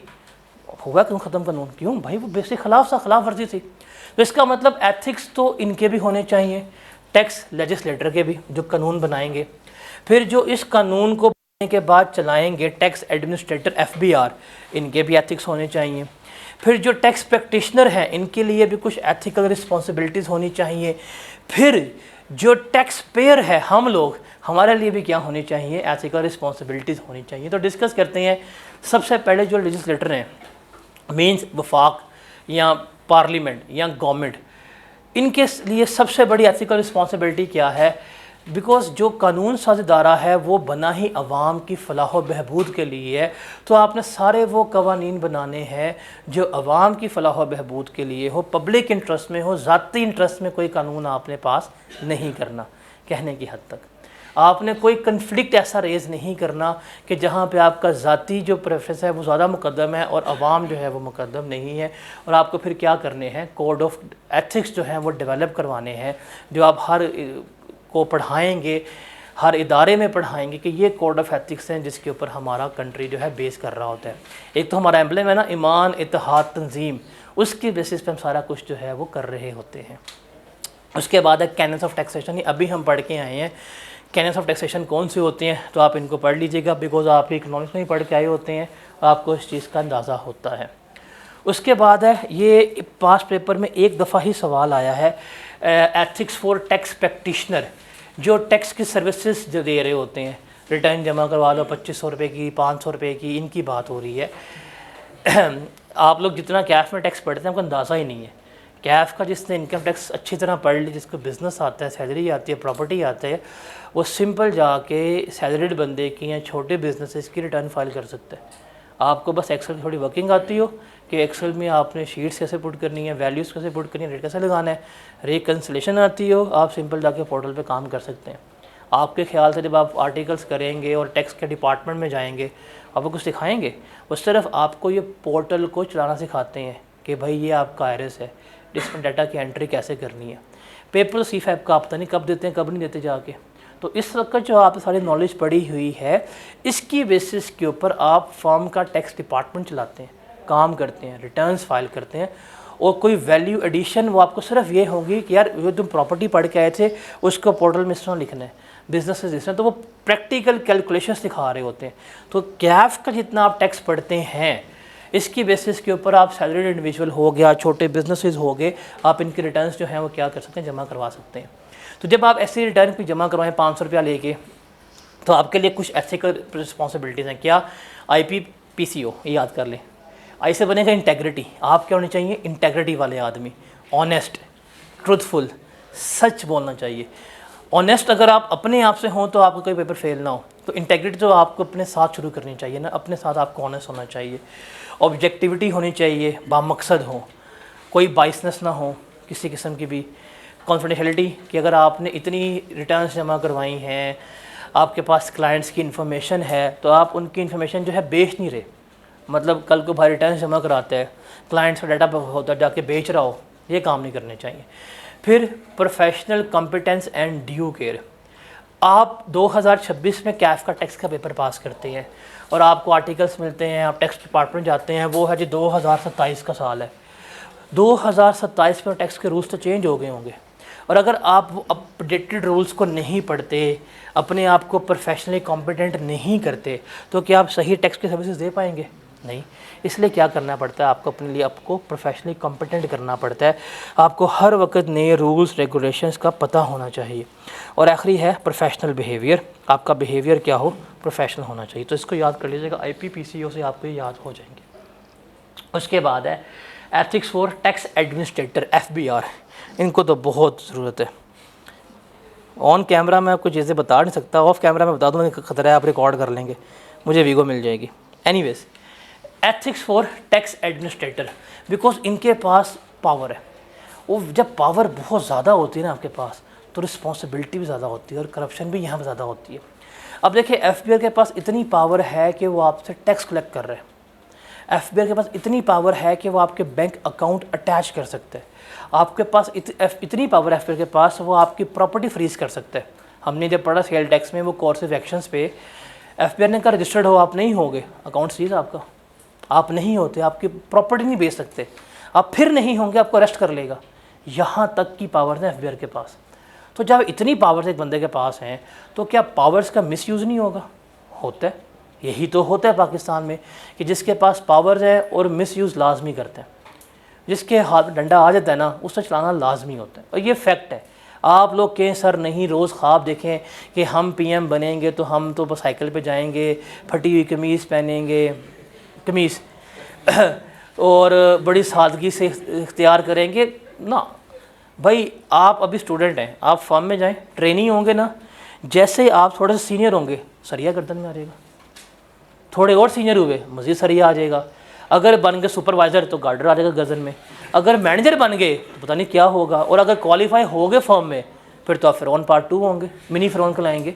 और ये फैक्ट है, ये आपकी नहीं, ये हर एक की नेचर है कि जिसके पास थोड़ी सी भी पावर आएगी वो अपनी पावर को एक्सप्लॉइट करेगा, लाजमी एक्सप्लॉइट करेगा। और ये पाकिस्तान की आवाम का सबसे बड़ा दुश्मन यही चीज़ है। गवर्नमेंट फिर भी मासूम है काफ़ी हद तक, आवाम है, आवाम में जिसके पास जहाँ पे जो पावर आएगी वो उसको लाजमी एक्सप्लॉइट करता है। तो उस चीज़ को रोकना होता है हमने उस। और अभी चूँकि हम FBR की बात करें तो FBR के पास ये पावर्स हैं।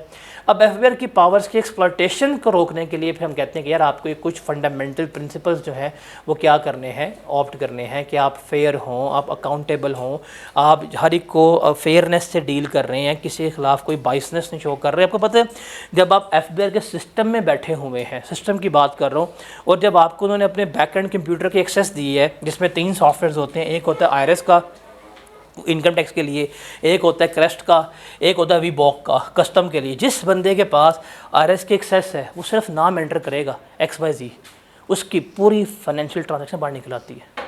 आप हर एक ही निकाल सकते हैं ट्रांजैक्शन, आप ब्लैकमेल कर सकते हैं।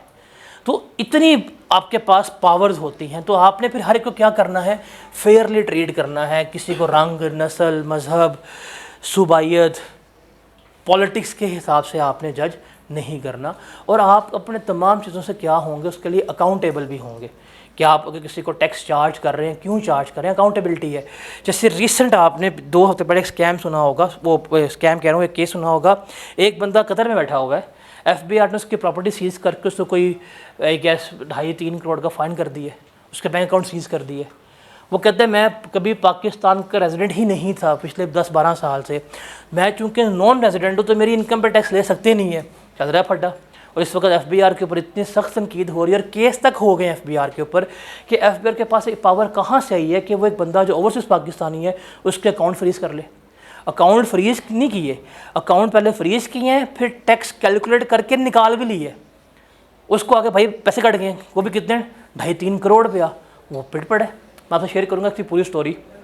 तो ये सारी पावर है, FBI ने मिसयूज़ की है, उसने आवाज़ उठाई है, अब केस चला गया कोर्ट में। अब वो करने के यार कुछ ना कुछ करे। अब वो जो चीफ कमिश्नर उसमें रिस्पॉन्सिबल था वो जाएगा अंदर वो, क्योंकि यहाँ पे क्या हुई है, मिस यूज़ ऑफ पावर हुई है। तो इस चीज़ को आपने रोकना है, उनको ये चीज़ सिखानी थी। अच्छा, जब आप ये सारा कुछ करने जाएंगे तो आपको कौन कौन से एथिकल इश्यूज़ जो हैं वो फेस करने पड़ेंगे। FBR का जो आप काम करते हैं ना, आपको फ्यूचर में जाके FBR की जॉब्स ऑफ़र होंगी। जब आप FBR का काम शुरू करें या FBR में जाए ना, तो बड़ा सोच समझ के जाइएगा, बिकॉज़ आप उस समंदर में आने लगे हैं जहाँ पे सारी मछलियाँ हैं, और वो सारी कौन सी हैं, करप्ट मछलियाँ हैं। और आपका रखा भी रोज़ा, आपका है भी रोज़ा, टाइम भी इफ्तारी का आ गया और खाने भी नहीं है, हराम है आपके लिए, बिकॉज ये सारा कुछ आपको फेस करना पड़ेगा FBR पे, A to Z। करप्शन, रिश्वत। आजकल FBR में रिश्वत नहीं मिलती, तोहफा मिलता है, गिफ्ट मिलता है, दैट इज़ प्रैक्टिकल। भाई अब गवर्नमेंट एम्प्लॉयज़ क्या करते हैं अपनी इन चीज़ को छुपाने के लिए, नॉट सारे बट मेजोरिटी, अब वो आपसे पैसे मांगेंगे तो पकड़े जाएंगे, आपका केस लड़ा। अब वो तमाम मतलब आप FBR कर लें, नैब कर लें, दाएँ बाएँ कर लें, केस लड़ेंगे, आपको जिता दिया, ठीक है, अब हम आपसे कैश नहीं लेंगे, नहीं हमारी जिम्मेदारी थी, कमिश्नर था, हम बड़े ईमानदार। अच्छा आपकी वो ना वो चक 42 में प्रॉपर्टी पड़ी हुई है ना, हाँ मुझे पसंद है, तोहफा मिल सकता है, ठीक है सर तोहफा ले लें। तो अब वो इस तरह की चीज़ें कर रहे होते हैं। आपका केस लड़ा, अब घड़ी पहन के आए थे, मैं उतार लेता हूँ, घड़ी बड़ी पसंद आई, आप घड़ी ले गए, वो घड़ी इतनी महंगी पड़ी कि घड़ी आपको बेचनी पड़ेगी फिर, लेकिन आप तोहफे ले रहे हैं। तो ये तोहफे जो हैं एज ऑफ नाउ ये क्या है, that is the main source of corruption बना हुआ है। आप कहते हैं नहीं हमारी तो इतनी अच्छी सर्विसेज थी, उसने हमारे इखलाक से मुतासिर होकर हमें 1 कनाल का प्लॉट गिफ्ट में कर दिया, केड़ा इखलाक से पाए, वो हमने उसको इतना अच्छा डील किया, उसको अपने दफ्तर में लेके आए, दफ्तर में बिठाया, चाय पिलाई, उसको चाय इतनी अच्छी लगी, उसने कहा घड़ी आप ले लें, उसने iPhone 17 Pro Max PTO proof gift कर दिया, उसने फैमिली को टूवर्स करवा दी मलेशिया के। क्यों भाई, ये कौन सी सर्विसेज थी। तो वो जो सर्विसेज आप दे रहे होते हैं वो यहाँ पे आती हैं, और हम इस चीज़ को अब द थिंग इज़ डैट कि अब ये आयरनी बन गई हमारे कंट्री की, हम इस चीज़ को बुरा समझते ही नहीं है। इस्लाम में इस चीज़ के ऊपर सख्त जो है वो गिरफ्त है। अब वो हज़रत उमर का वाक़या है, मेरे ख्याल से मुझे वाक़या याद है, मतलब मैं टाइम भूल रहा हूँ, कि आपने अपॉइंट किया था एक सहाबी को गवर्नर बना के, और जब वो वापस आया था मदीना में तो ही केम विद द गिफ्ट्स, और कहा देखिए जी मुझे लोगों ने तोहफे दिए हैं। तो फ़ौरन मजबूर कर दिया था उसको कि भाई ये तोहफे तुम्हें क्यों दिए हैं, ये तोहफे तुम्हें इसलिए दिए जा रहे हैं कि तुम एक गवर्नर की पोजीशन पे हो, जो तुम्हें आज कोई तोहफा दे रहा है वो अगर घड़ी देगा 100 की तो वो काम करेगा लाख रुपए का। तो इस्लाम में इस चीज़ की ममानियत है, इस्लाम में इस चीज़ के ऊपर सख्त क्या मना किया गया कि ये हरामखोरी में आता है। आप किसी को क्यों बेनिफिट दे रहे हैं, अगर आप एक ओहदे पे नहीं है आपको सलाम ना करे, वो आपको सलाम क्यों कर रहे हैं, वो आपको प्रॉपर्टी क्यों दे रहे हैं, वो आपको एसेट्स क्यों दे रहा है, बिकॉज आप उसके लिए उसको एक्सपेक्टेशन है कि इसको मैंने आज प्लॉट दिया है, कीमत 10 लाख थी, कल मैं करूँगा स्कैम 1 करोड़ का, ये कहूँगा हाँ भाई प्लॉट वापस कर या काम से कर, आप करके देंगे, बिकॉज आपने क्या कर लिया, उस चीज़ से बेनिफिट ले लिया हुआ है। इस डिपार्टमेंट में इस चीज़ से बचना नियर टू इम्पॉसिबल है, साफ सीधी बात है, नियर टू इम्पॉसिबल है, आप नहीं बच सकते। हाँ मुझे वाक़या याद है, वो एज इट इज़ याद नहीं है। तो इस्लाम में इतनी सख्ती है, लेकिन हमारी अब अवाम में इस चीज़ को नॉर्मलाइज़ कर दिया गया। हम इवन कहते हैं कि अच्छा तुमने ये चीज़ गिफ्ट नहीं मिली, तुम तो फजूल ऑफिसर हो, तुम फजूल काम कर रहे हो, और हम इस चीज़ को बड़ा पर्सोनीफाई करते हैं कि if someone who gave his life to government department और वो रिटायर होता है और वो बताता है जी देखिए मैंने रिटायरमेंट हो गया हूँ, मैंने इतने प्लॉट्स बनाए हैं, मैंने इतनी प्रॉपर्टी बनाई है, इतनी गाड़ी, जी कैसे वो फलाना 1990 का क्लाइंट था, उसका मैंने केस लड़ा तो उसने खुश होकर मुझे प्लॉट दे दिया, वाह भाई वाह, तो मुझे तोहफे मिले हुए, मैंने रिश्वत नहीं ली, मैंने क्या लिए, तोहफे। हम कहते हैं यार हम ऐसा बंदा बनेंगे, ऐसा बंदा कभी भी नहीं बनना, क्योंकि ज़िंदगी 60 साल की है, 70 की है, और 50 के बाद तो जो 20-25 साल बीमारियों वाले ही होने हैं, उसके बाद ज़िंदगी है, उसकी लाइफ पता कितनी है आपको, इन्फिनिट है, वो चलनी है।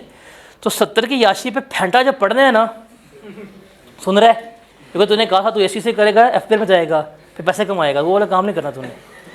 तो इतना फेंटा पड़ना है, कुछ बचना है फेंटे से आपने। तो इस टेम्परेरी दुनिया में टेम्परेरी बेनिफिट्स के लिए अपनी एक वो लाइफ को ख़राब मत कीजिएगा, क्योंकि कल को आपको ये बड़ी ऑफर्स मिलनी है, ये आप सबको मिलेगी और आप सब ही कर रहे होंगे। डोंट वरी, आप वही होंगे जो गवर्नमेंट की जाके जमा कराएंगे, जी हमने 20,000 का पेट्रोल डलवाया गाड़ी में, रसीद भी होगी बट पेट्रोल नहीं होगा कभी भी, है? अगर मिली होती ना तो मैं यहाँ पे ना होता। भाई कुर्बानी दी हुई है, वो कुर्बानी दी है तो रात 2:30 तक बैठ के नोट्स बना रहा, तो 7 दिन से सोया नहीं प्रॉपर्ली, 2 घंटे की नींद है, वरना इजी मनी किसको दुखता है? इजी मनी किसको दुखता है बताओ? तो मेहनत वर्सेस इजी मनी है। आई कैन डू दिस, पर करना नहीं है, तो फैंटी बहुत पड़नी है ना, बाद में फरिश्तों ने कौन से छोड़ने, वो कहना सी है डबल पाओ फड़ के, तो बोल के मारो फड़ के, छड़ना ही नहीं है। फिर कॉन्फिडेंशियलिटी ब्रीचेस, ये बड़ा प्रॉब्लम होती है। ये अक्सर देखते हैं ना, वो न्यूज़ रिपोर्टर जो होते हैं, जी हमने फलाने बंदे की जो है एसेट्स को ब्रेक कर दिया, ये खिलाफ वर्जी होती है। उसके बाद कॉन्फ्लिक्ट ऑफ इंटरेस्ट आता है, लाजमी आता है, कैमरा बताता वरना है कहानी, असल भाई इसमें इन्वॉल्व था थोड़ा सा। उसके बाद है पॉलिटिकल इन्फ्लुएंस, भाई जिसका सूरज है ना उसको सलाम है। आज इस वक्त जो गवर्नमेंट है करंट पे, उसको सारे सलाम करेंगे, कल कोई नहीं रहेंगे, इनको अंदर कर रहे होंगे, इनके खिलाफ केस लेके आ रहे होंगे, और जो करंट गवर्नमेंट होगी उसको क्या करेंगे? बर्दाश्त करेंगे। तो पॉलिटिकल इन्फ्लुएंस लोग बर्दाश्त करते हैं। फिर तोहफे और miss use of discretion powers, तो ये सारे इश्यूज़ फेस करना पड़ेंगे। पेपर में एक दफ़ा सवाल आया हुआ है। फिर इन इश्यूज़ को एड्रेस कैसे करना है, कैसे आप इन सारे मसलों को ख़त्म कर सकते हैं? ओपन प्लान्स हो, ओपन पॉलिसी स्टेटमेंट हो, ओपन रूल्स हों, फाइंडिंग्स आपके डिक्लेयर हों, फेयर प्रोसीजर, रीजंस, प्रेसिडेंट, सारा कुछ सेट करना चाहिए। कितनी अच्छी अच्छी बातें की हैं ना, कहानी से पहले होती है। और रिस्पॉन्सिबिलिटीज़ क्या हैं ये टैक्स एडमिनिस्ट्रेटर की? Be fair, impartial, consistent, law को ठीक लगाएं, सरकार का पैसा बचाएं, रिफंड प्रॉपरली करें, ऑनेस्टी दिखाएं, सियासत से दूर रहें, एजुकेट करें टैक्स पेयर्स को कि तालीम की कोई चीज़ होती है। और नेवर एक्सेप्ट गिफ्ट, ये बड़ी इंपॉर्टेंट है, नेवर एक्सेप्ट गिफ्ट, ना तोहफ़ा दें ना तोहफ़ा लें किसी से। उसके बाद है एथिक्स फॉर टैक्स पेयर। आपकी मेरी बात हो रही है, हमने टैक्स पे करना है, तो हमारे लिए 3 अप्रोचेज़ हैं जिसमें याद रखेगा। Number 1 is virtual ethics, number 2 is deontology, number 3 is utilitarianism. That believes on happiness. Utility ये कहती है कि टैक्स पे करना हमारी ड्यूटी है, ये कहती है कि भाई नेकी है, नेकी करेंगे तो नेकी पलट के वापस आएगी हमारे पास है। वो है तो ना वो जे, कौन सी मुझे जे हो कि आप थैंक यू ना कहो, किसी की हेल्प करो, वो अगर नहीं करे तो वो वापस आएगी। तो ये है वर्चुअल एथिक्स वाले।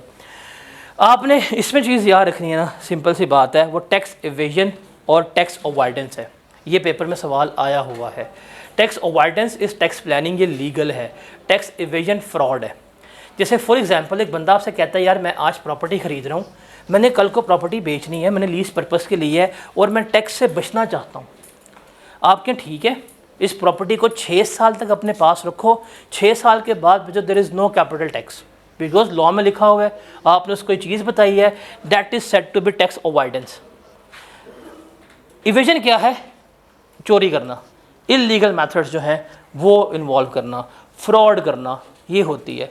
अवॉइडेंस हमेशा टैक्स कैलकुलेट करने से पहले होती है, अब लॉ को इस्तेमाल करते हैं। इवेजन जो है वो टैक्स लायबिलिटी कैलकुलेट करने के बाद होती है। अवॉइडेंस अलाउ है, जो इवेजन है वो क्या होती है आपकी पनिशेबल है, आपकी जो सज़ा भी हो जाती है।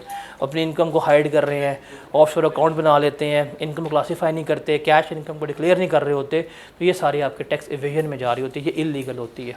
ये टेबल पेपर में आया होगा रिसेंट भी। उसके बाद है हमारे पास कोड ऑफ एथिक्स, जिसकी हमें सबसे ज़्यादा ज़रूरत है। वो है ना, आप सुनते होंगे ज़ाब्ता इखलाक, उमर अकमल को ज़ाब्ता इखलाक के ख़िलाफ़ वर्जी से टीम से निकाल दिया गया, आज तक वो टीम में वापस नहीं आया। तो ये है कोड ऑफ एथिक्स। हर एक डिपार्टमेंट के, हर एक सेक्टर के क्या होते हैं, कुछ कोड ऑफ एथिक्स होते हैं जिसको फॉलो करना होता है। अब आप चार्टर्ड अकाउंटेंट हैं और आप टैक्स सर्विसेज भी प्रोवाइड कर रहे हैं, तो आपके ऊपर कुछ कोड ऑफ एथिक्स जो है वो क्या होंगे, अप्लाई हो रहे होंगे। हमारे 5 फंडामेंटल प्रिंसिपल्स हैं जो हम पढ़ के आए हैं: integrity, professional behaviour, professionally competent, confidentiality और ऑब्जेक्टिविटी। ये हमारे फंडामेंटल प्रिंसिपल्स हैं। इन प्रिंसिपल्स को हमने कभी भी बाईपास नहीं करना। अगर वो प्रिंसिपल हमारे किसी भी चीज़ से बाईपास हो रहे हैं, फिर हमारे वहाँ पे क्या आते हैं, कोड ऑफ एथिक्स आते हैं। एथिक्स हमें बताते हैं कि यार इस चीज़ को हमने इस तरह से क्या करना है, डील करना है। जहाँ पे आपके फंडामेंटल प्रिंसिपल्स के ऊपर सवालिया निशान खड़ा होता है, तो वहाँ पे फिर हमारे पास थ्रेट्स आते हैं कि हमें क्या क्या नुकसानात बेयर करने पड़ते हैं। एक होता है आपके पास सेल्फ रिव्यू थ्रेट। आप खुद सोचें, आप ऑडिटर हैं, आपने एक कंपनी के अकाउंट्स खुद बनाए हैं और आप उनकी बुक कीपिंग सर्विसेज प्रोवाइड कर रहे हैं। अकाउंट भी आपने बनाए हैं और आप ही उनका ऑडिट करने बैठे हुए हैं। तो क्या जो आपने मिस स्टेटमेंट वगैरह थी वो पकड़ेंगे? कभी भी नहीं करेंगे। तो ये सेल्फ रिव्यू है। उसके बाद आपके पास मिल जाएगा इंटिमिडेशन थ्रेट। उसके बाद मिलेगा आपको एडवोकेसी थ्रेट, कि अगर आप एक बंदे की हद से ज़्यादा वकालत कर रहे हैं, क्यों? बिकॉज आपको उससे बिज़नेस मिल रहा है। आप एक कंपनी के टैक्स की रिटर्न्स फाइल कर रहे हैं या आप उनका ऑडिट कर रहे हैं और आपको पता है कि आप अगर इनका ऑडिट ठीक कर लेंगे या इनकी मिस स्टेटमेंट को रिपोर्ट कर लेंगे तो ये आपको कल को काम नहीं देंगे। आपकी फर्म का मेजर रेवेन्यू यहाँ से आ रहा है, वो आपसे ऑडिट भी करवा रहे हैं, टैक्स की सर्विसेज भी ले रहे हैं, ERP भी वो आपसे करवा रहे हैं, तो आप क्या करेंगे? आप उनको चीज़ों को रिपोर्ट नहीं करेंगे। तो ये सारे क्या होंगे, ये आपको थ्रेट्स जो हैं वो फेस करने पड़ेंगे। तो हमारे टैक्स में दो थ्रेट्स जो है ना वो तो मोस्ट प्रोबेबली हैं जो आप ऑलमोस्ट हर सवाल में डालेंगे। एक सेल्फ रिव्यू थ्रेट होगा और एक क्या होगा, एडवोकेसी। सेल्फ रिव्यू इसलिए है बिकॉज आपने ही अपने अकाउंट्स बनाए हैं, आप बुक कीपिंग सर्विसेज दे रहे हैं, आपने ही जर्नल एंट्रीज पास कराई हैं, आपने ही लेजर्स बनाए हैं और आप ही क्या कर रहे हैं, उसका ऑडिट करने बैठे हुए हैं। तो सेल्फ रिव्यू। फिर एडवोकेसी भी आ जाएगी बीच में कि अगर आप उसके वकील बने हुए हैं। फिर यहाँ पे आ जाएगा आपका थर्ड थ्रेट होगा फेमिलियरिटी थ्रेट, कि अगर आपके जान पहचान के दोस्त, रिश्तेदार, एसोसिएट्स अगर उस कंपनी में काम करें और आप इसको ऑडिट कर रहे हैं तो आप वहाँ पे क्या करेंगे, इन्फ्लुएंस हो रहे हैं। मुझे कुछ थ्रेट्स हैं। तो चार्टर्ड अकाउंटेंट क्या टैक्स की सर्विसेज दे सकता है? Answer is yes. आप सर्विसेज कौन से दे सकते हैं? आप टैक्स रिटर्न जमा करवा सकते हैं उसकी, आप उसका टैक्स कैलकुलेट कर सकते हैं, आप टैक्स की प्लानिंग कर रहे हैं, आप टैक्स की एडवाइस कर रहे हैं, आप टैक्स की अथॉरिटीज़ को जवाब जो है वो दे रहे होते हैं। ये जो डेफर्ड टैक्स की कैलकुलेशन है आप करके दे सकते हैं उसको, जो कंपनी का करंट टैक्स की कैलकुलेशन सारा कुछ ये करके कौन देगा, आप करके दे सकते हैं। जब आप ये सर्विसेज प्रोवाइड करेंगे तो आपको थ्रेट्स कौन कौन से फेस करने पड़ सकते हैं? सेल्फ रिव्यू थ्रेट और एडवोकेसी। बिकॉज मोस्टली आप ही काम कर रहे हैं, आप ही टैक्स जमा करवा रहे हैं, आप ही ऑडिट कर रहे हैं। तो मोस्टली हमारे सिलेबस में दो थ्रेट्स ही होंगे टैक्स से जो रेलिवेंट होंगे। अब ये हमने कैसे इवेल्युएट करना है थ्रेट्स को, हम देखेंगे हमारी इंगेजमेंट की नेचर क्या है, कि हम कौन सा काम कर रहे हैं कंपनी के लिए, हमारी क्लाइंट के पास एक्सपर्टीज़ क्या है टैक्स की नॉलेज को लेके, टैक्स की अथॉरिटी का सिस्टम हमारे पास कितना है और टैक्स की रिजीम्स हमें कितनी अंडरस्टैंड करनी है, उस पर हम क्या करेंगे, हम थ्रेट्स को इवेल्युएट करेंगे। फॉर एग्ज़ाम्पल, मैंने कभी भी कंपनी का बुक कीपिंग का काम किया ही नहीं था, मैंने कभी उसके रिकॉर्ड्स वगैरह कुछ भी मेंटेन नहीं किए, मैं सिर्फ उसका क्या कर रहा हूँ, ऑडिट ही कर रहा हूँ। और कंपनी ने कहा टैक्स रिटर्न जमा करवा दो, तो क्या कोई थ्रेट है? नहीं, कोई थ्रेट नहीं है। बिकॉज टैक्स रिटर्न जमा करानी है, कंपनी ने तमाम डाटा मुझे प्रोवाइड कर दिया, मैंने बस पोर्टल फिल करना था। तो डाटा की मैंने कोई कैलकुलेशन नहीं की, तो जब डाटा की कैलकुलेशन ही नहीं की तो इसमें कोई थ्रेट नहीं है, बिकॉज मैं सिर्फ ऑडिट कर रहा था। कंपनी ने कहा जी रिटर्न जमा करा दें, उन्होंने डाटा दिया, मैंने जमा करा दिया, तो यहाँ पे कोई थ्रेट फेस नहीं होगा। तो रिमेंबर, अगर आप टैक्स रिटर्न बना रहे हैं अपने ऑडिट क्लाइंट्स के तो कोई थ्रेट नहीं आता, बिकॉज आपको वो सारी वर्किंग खुद कैलकुलेट करके देते हैं। आपने बस वो प्री डिफाइंड वर्किंग को क्या करना है, आपने डाटा में फिल करना होता है। उसके बाद है टैक्स कैलकुलेशंस अगर आप कर रहे हैं तो हाँ, फिर यहाँ पे सेल्फ रिव्यू थ्रेट आपके पास आएगा। आपने एम्प्लॉयज़ की विद होल्डिंग खुद कैलकुलेट की हुई है, आपने डेफर टैक्स की कैलकुलेशन खुद की है, आपने करंट टैक्स जो है वो खुद निकाला हुआ है, तो यहाँ पे सेल्फ रिव्यू थ्रेट आएगा। फिर उसको आप क्या करेंगे, आप उसको डिस्कस करेंगे सेल्फ रिव्यू थ्रेट को।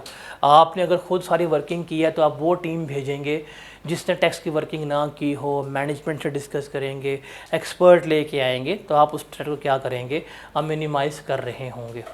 अच्छा, अगर आप एक बंदे का ऑडिट कर रहे हैं और आपका ऑडिट जो है वो पब्लिक इंटरेस्ट एंटिटी नहीं है, बिकॉज हमारे पास दो तरह की कंपनी है, एक होती है पब्लिक इंटरेस्ट एंटिटी और एक होती है non public interest entity. Public interest entity का मतलब है बड़ी कंपनीज, पब्लिक कंपनीज की बात कर रहे हैं, गवर्नमेंट लेवल की। अगर मैं इनका टैक्स कैलकुलेट कर रहा हूँ और अगर मैं इनका ही ऑडिट करना चाहूँ, कर सकता हूँ? नहीं कर सकते, मन है, आप नहीं कर सकते, सॉरी।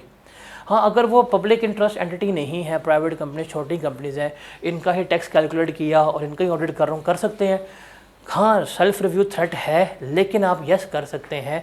आप वो टीम भेजेंगे जिन्होंने टैक्स कैलकुलेट नहीं की, मतलब वो बंदा जो टैक्स की कैलकुलेशन में था वो ऑडिट टीम का पार्ट नहीं होगा। बिल्कुल नई टीम होनी चाहिए, एक्सटर्नल सोर्सेज आप बीच में डिप्लॉय करेंगे, फिर आप जाके क्या कर सकते हैं, आप इसको कर सकते हैं। तो आपके लिए इम्पोर्टेंट क्या है, टैक्स रिटर्न, थ्रेट कौन सा होगा, पब्लिक इंटरेस्ट एंटिटी का क्या करना है और नॉन पब्लिक इंटरेस्ट एंटिटी का क्या करना है, ये चीज़ सिर्फ आपको याद रखनी है। इसकी बेसिस के ऊपर आप सिनेरियो जो है वो कर सकते हैं। तो पब्लिक इंटरेस्ट एंटिटी जो होगी, अगर आप उसकी टैक्स कैलकुलेशंस कर रहे हैं, उसका ऑडिट नहीं कर सकते। जो नॉन पब्लिक इंटरेस्ट एंटिटी हैं, आप उसकी टैक्स की कैलकुलेशन भी कर सकते हैं, उसका ऑडिट भी आप क्या कर सकते हैं, कर सकते हैं। तो ये चीज़ आपने याद रखनी है। 2 थ्रेड्स होंगे आपके पास न्यूमेरिकल में, एक सेल्फ रिव्यू और दूसरा कौन सा होगा, एडवोकेसी। उसके बाद है जी हमारे पास return and wealth statement. Wealth statement क्योंकि थोड़ा टेक्निकल टॉपिक है और इस अटैम्प्ट में मेरे ख्याल से एग्जामिनर वेल्थ स्टेटमेंट का न्यूमेरिकल पूछेगा, 5-10 नंबर पूछेगा। तो उसकी मैं आपसे वीडियो शेयर करूंगा, वो 40 मिनट की होगी, वो देख लीजिएगा कि वेल्थ स्टेटमेंट के न्यूमेरिकल्स हमने किस तरह से सॉल्व करने होते हैं। इस दफ़ा बड़ा इंपॉर्टेंट है। हम जल्दी से देखते हैं रिटर्न्स में क्या कुछ है। को किस बंदे को रिटर्न जमा करवानी है, कंपनी इंक्लूडिंग NPO, और हर वो बंदा जिसकी इनकम बेसिक एग्जेम्पशन से ज़्यादा है वो करेगा, जिसके पास आफ्टर इनकम है वो रिटर्न जमा कराएगा, जो पिछले 2 साल टैक्स पे करके आया वो रिटर्न जमा कराएगा, जिसने लॉस क्लेम करना है वो रिटर्न जमा कराएगा, जिसके पास NTN नंबर है वो रिटर्न जमा कराएगा। वो तमाम लोग जिनका बिजली का बिल जो है 5 लाख से ज़्यादा है एनुअली, वो रिटर्न जमा करवाएंगे। वो तमाम रजिस्टर्ड प्रोफेशनल जैसे ICAP के मेंबर हो गए, ICMAP के मेंबर हो गए, पाकिस्तान इंजीनियरिंग काउंसिल के मेंबर हो गए, ट्रेड एसोसिएशन के मेंबर्स हो गए, जो रजिस्टर्ड हैं, ये क्या करेंगे, रिटर्न जमा करवाएंगे। और वो तमाम लोग जिनके पास फॉरेन इनकम है और वो रेजिडेंट हैं, वो भी क्या करेंगे, रिटर्न जमा करवाएंगे। अच्छा, किन लोगों को रिटर्न जमा करवाने की नीड नहीं है? फॉर एग्ज़ाम्पल कोई विडो, ऑर्फन, डिसेबल और नॉन रेजिडेंट पर्सन। कौन? Disable, window, non resident person जो है, आप इसको लिख डाउन, लिख लीजिएगा एक्रोनिम डाउन, ताकि आपको याद हो। DWON। डी से बनेगा डिसेबल, O से बनेगा ऑर्फन जिसकी एज 25 साल तक है, W से बनेगा विडो और N से बनेगा नॉन रेजिडेंट पर्सन। अगर इन डाउन वालों के पास कोई प्रॉपर्टी 500 स्क्वायर यार्ड से बड़ी है, कोई रेटिंग एरिया 500 स्क्वायर यार्ड से बड़ा है, या कोई फ्लैट 2000 गज से बड़ा है, या कोई गाड़ी है जो 1000 सीसी से बड़ी है लेकिन वो इसमें फॉल कर रहे हैं, तो इसकी वजह से इनको रिटर्न जमा करवाने की नीड नहीं है। इनके अलावा कोई बंदा है जिसके पास गाड़ी है, रिटर्न जमा कराएगा, फ्लैट है वो जमा करवाएगा, बट ये लोग जो हैं वो रिटर्न जमा नहीं करवाएंगे। तो ये सबसे ज़्यादा सवाल पूछा गया इसमें से कि जी बताएं, एक बंदे के पास गाड़ी है और वो डिसेबल है, रिटर्न जमा कराएगा? नहीं। एक विडो है, उसका हस्बैंड मरा, उसके नाम प्रॉपर्टी कर गया, तो क्या वो रिटर्न जमा करवाएगी? नहीं। हाँ, अगर विडो बाद में बिज़नेस शुरू कर ले, उसके बिज़नेस की इनकम आना शुरू हो गई है, तब वो रिटर्न जमा करवाएगी। उसके बाद है जी डिक्लेरेशन ऑफ बैंक अकाउंट। आपके लिए लाजमी है कि जब आप रिटर्न जमा करवाएंगे, आपने अपने बैंक अकाउंट को डिक्लेयर करना है। अगर आप अपने बैंक अकाउंट को डिक्लेयर नहीं करेंगे, पेनल्टी भी इम्पोज होगी। और आपने अगर बैंक अकाउंट डिक्लेयर ना किया तो सेक्शन 21 के तहत सारे आपको एक्सपेंसेस क्या हो जाएंगे, डिसअलाउ हो जाएंगे। ये चीज़ इंपॉर्टेंट है। फिर रिटर्न जमा कैसे करानी है आपने? इलेक्ट्रॉनिक फाइलिंग करेंगे, कंपनी, AOP, ये सारे क्या करेंगे, इलेक्ट्रॉनिक फाइलिंग करेंगे, जाएंगे पोर्टल पे और वहाँ जाके क्या करेंगे, अपने रिटर्न जो है वो जमा करवा रहे होंगे। क्या आपको FBR नोटिस इशू कर सकता है रिटर्न के लिए? यस। वो आपको, अगर आपने पिछले 5 साल में कोई रिटर्न जमा करवाई है, उसके बाद नहीं करवाई, तो वो आपको 5 साल के लिए नोटिस इशू कर सकता है।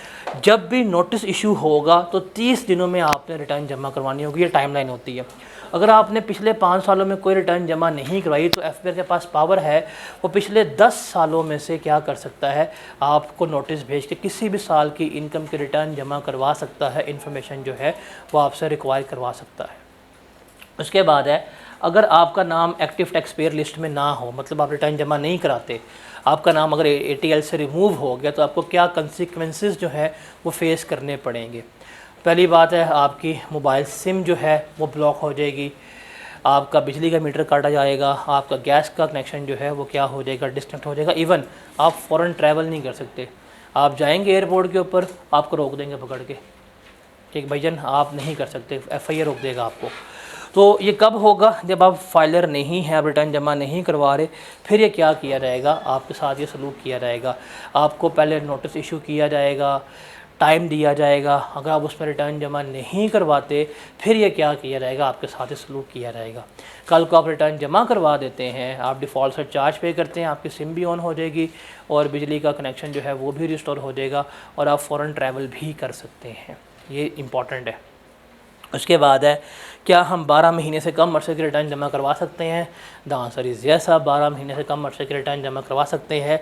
अगर कमिश्नर को यकीन है कि अगर बंदा मर गया है, उसकी तो लीगल हायर से, या बैंक करप्ट हो गया है, या लिक्विडेशन में है, या पाकिस्तान परमानेंटली लीव करके जा रहा है, तो वो आपसे जितना टाइम होगा उतना टाइम की वो रिटर्न जो है वो सबमिट करवा सकता है। उसके बाद है डिसकंटिन्यूएंस ऑफ बिज़नेस। अगर आपका बिज़नेस डिसकंटिन्यू हो रहा है, आप कारोबार बंद कर रहे हैं, तो जिस दिन कारोबार बंद करेंगे उस दिन तक की रिटर्न जो है वो क्या करेगा, सबमिट करवाएगा।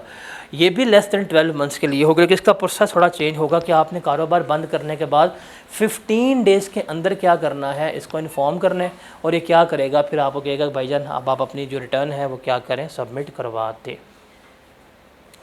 तो ये लेस दैन 12 मंथ्स वाला पॉइंट याद रखिएगा, ये इम्पॉर्टेंट है, ज़्यादा इम्पॉर्टेंट है।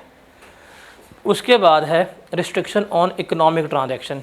ये लास्ट अटैम्प्ट की एडिशन थी, लेकिन ये पेपर में टेस्ट नहीं हुई। तो आपको बताया था कि जो चीज़ पेपर में टेस्ट नहीं होती, जो टैक्स में नहीं आती है, उसके चांसेस टेस्ट होने के ज़्यादा हैं। अब हाई वैल्यू ट्रांजैक्शंस के ऊपर जो बंदा रिटर्न फाइल नहीं कर रहा, गवर्नमेंट क्या कर देती है, उसके ऊपर पाबंदी लगा देती है। अब गवर्नमेंट ने ना टैक्स में एक बंदे का कंसेप्ट निकाल दिया है, उसको हम कहते हैं एलिजिबल पर्सन, और एक हमारे पास कौन है, in eligible person. Eligible person कौन है? वो बंदा जो प्रीवियस ईयर की इनकम की रिटर्न जमा करवा रहा है, उसने अपने सफिशेंट रिसोर्सेज को डिक्लेयर किया हुआ है, कितने पैसे मेरे पास हैं, अपने सोर्सेज ऑफ इन्वेस्टमेंट, एक्सपेंडिचर, सारा कुछ उसने बताया हुआ है, अपने पेरेंट्स का, स्पाउस का सारा कुछ बताया कि भाई ये सारा कुछ मेरे पास पड़ा हुआ है, और उसके पास जितने उसने एसेट डिक्लेयर किए हैं उसका 130% कैश भी उसके पास है। मतलब अगर उसने कहा मेरे पास 1 लाख के असासे हैं, तो उसके पास अगर 1,30,000 का कैश पड़ा हुआ है, इसको हम क्या कहेंगे, ये एलिजिबल पर्सन है।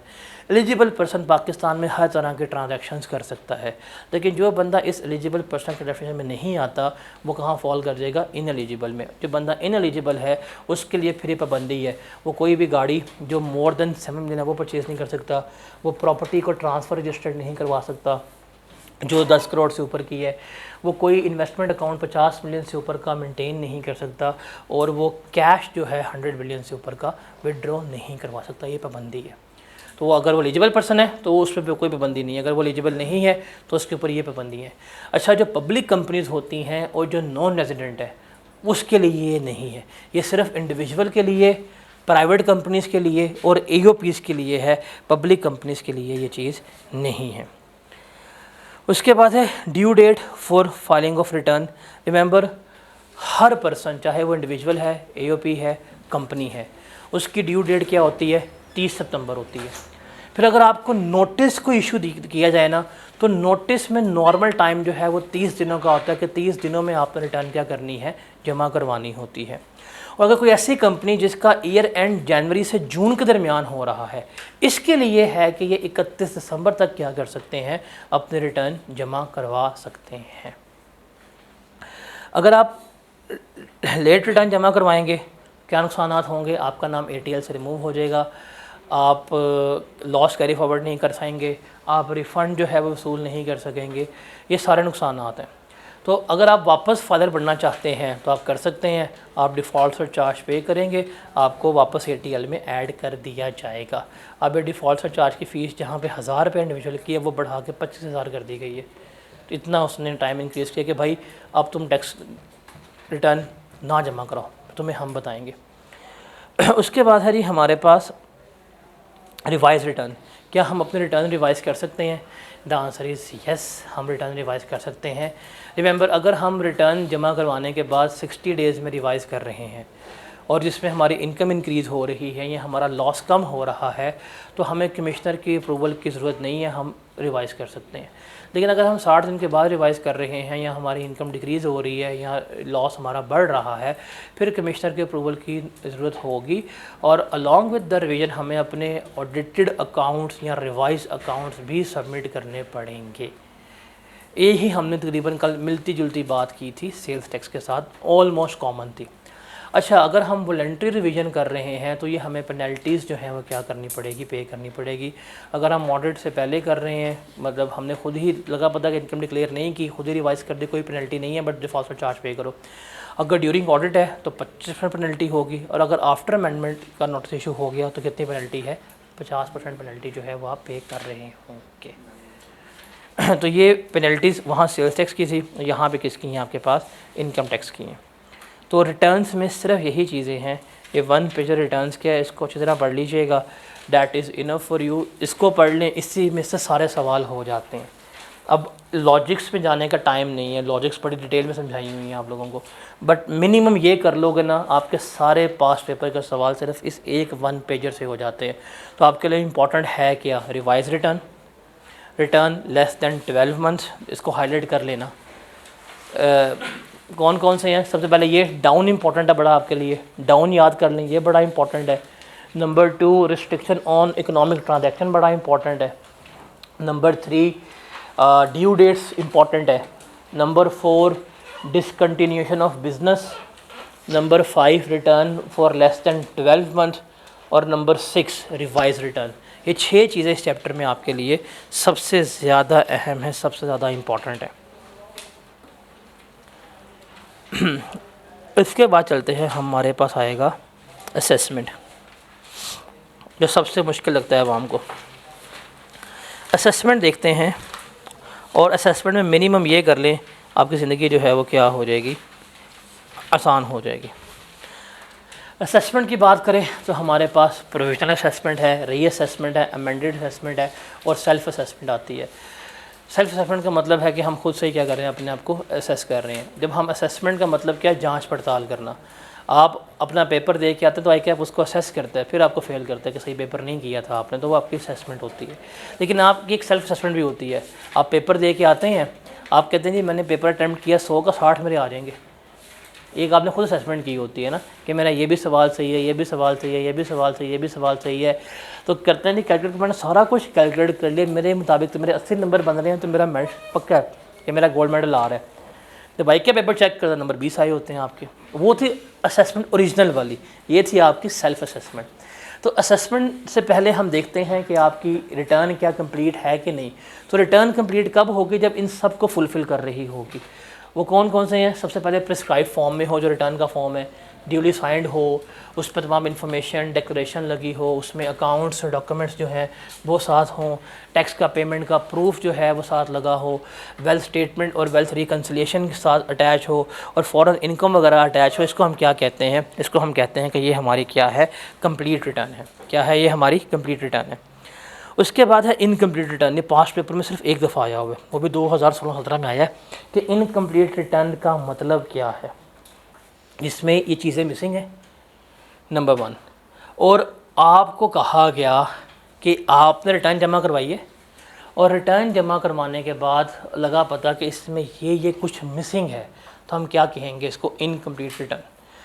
अगर रिटर्न इनकम्प्लीट है तो फिर वो क्या करेंगे, वो आपको नोटिस देगा डिपार्टमेंट कि 180 दिन के अंदर अंदर, मतलब आपके रिटर्न जमा करवाई है 30 सितंबर को, वो ईयर एंड होगा 30 जून को। उसके बाद 180 दिन के अंदर क्या देगा, नोटिस देगा कि भाई आपने इसको, अपनी रिटर्न को कंप्लीट कर लें। अगर आप उस रिटर्न को कंप्लीट कर लेंगे तो कंप्लीट रिटर्न हो जाएगी। अगर आप वो रिटर्न को कंप्लीट नहीं करते तो वो क्या कहलाएगी, आपकी इनवैलिड रिटर्न। पेपर में इनकम्प्लीट रिटर्न और इनवैलिड रिटर्न ये बड़ा इंपॉर्टेंट है। अक्सर बच्चे इनकम्प्लीट को लिख के आते हैं जब वो पूछता है व्हाट इज़ इनवैलिड रिटर्न। याद रखिएगा, रिटर्न कब होगी इनवैलिड, कि आपने रिटर्न जमा करवाई उसमें कुछ गलतियां थी, गलतियों की आइडेंटिफिकेशन की गई, आपको नोटिस दिया गया। आपने वो नोटिस वसूल करने के बाद अगर उन गलतियों को ठीक ना किया देन क्या होगी, वो आपकी रिटर्न इनवैलिड कंसिडर होगी। ये चीज़ आपने याद रखनी है। उसके बाद है जी हमारे पास ऑटोमेटेड एडजस्टमेंट के सिस्टम जो है वो क्या करेगा, ऑटोमेटिकली जो है वो क्या कर रहा होगा, आपके एडजस्टमेंट करेगा। कोई एरर्स वगैरह हैं तो आप रिटर्न जमा कराएं, it is not like that कि डाटा एंटर करेंगे सारा कुछ हो जाएगा। सिस्टम ऑटोमेटिकली क्या करता है, सबसे पहले असेसमेंट कर रहा होता है। कोई अरिथमेटिकल एरर हो प्लस माइनस का खुद ही सही कर लेगा, इनकरेक्ट क्लेम्स को सही कर लेगा, कोई स्पेसिफाइड लॉसेस डिडक्शंस जो हैं, जो टाइम बार्ड हो गए थे आप क्लेम करने बैठे हैं, वो क्या करेगा, डिसअलाउ। जैसे हमने कल पढ़ा था कि वो 180 डेज में पेमेंट करनी है, आप नहीं करेंगे तो सिस्टम ऑटोमेटिकली क्या करेगा, आपको वो डिसअलाउ कर देगा। उसके अलावा कैरी फॉरवर्ड लॉसेस वगैरह जो हैं वो क्या कर रहा होगा, डिसअलाउ कर रहा होगा। अगर सिस्टम इस तरह कोई मसले आइडेंटिफाई करता है, वो डिसअलाउ करता है, तो सिस्टम क्या करेगा, आपको नोटिस इशू करेगा। आपने 30 दिन में नोटिस का रिस्पॉन्ड करना है। आप नोटिस का रिस्पॉन्ड करें, मसला हल हो जाएगा। अगर आपने नोटिस का रिस्पॉन्ड ना किया तो जो सिस्टम ने करेक्शन की है वही क्या की जाएगी, ठीक मानी जाएगी। अब सिस्टम ने ये नोटिस कब तक देना है आपको, रिटर्न जमा करवाने के 6 महीने के अंदर ही सिस्टम नोटिस दे सकता है। रिटर्न जमा करी मैंने 2025 में, मुझे अब नोटिस आ रहा है 1 साल के बाद, सर वो उसमें मसला सही कर लें, वो क्या होगा, नोटिस इनवैलिड होगा। तो ये सिस्टम आपका ऑटोमेटेड इस तरह से काम करता है। उसके बाद है जी हमारे पास agreed assessment. Agreed assessment recently ना ICAP ने इसके ऊपर हाथ थोड़ा टाइट किया था। एक तो सवालों में 2 सवाल आए हैं, what is the meaning of agreed assessment, कि हम सेटलमेंट कर रहे हैं, हमने डॉक्यूमेंट जमा कराए, चोरी पकड़ी गई है, हम कह रहे हैं यार छाड़ दे यार, एम ऑडिट करेंगे आपको कुट पड़ जाएगी। अब हम अपने क्या कर रहे हैं, मामूलात जो है वो क्या कर रहे हैं, तय करने लगे हैं। क्या करने लगे हैं, मामूलात जो है वो तय करने लगे हैं। टैक्स पेयर खुद कहता है कि यार हम नहीं जाते अपील्स में, हम कोर्ट पे पास नहीं जाते, हम क्या करते हैं, हम जाके जो टैक्स पेयर की ओवरसाइट कमेटी है हम उसको आगे क्या करते हैं, एडजस्ट कर लेते हैं।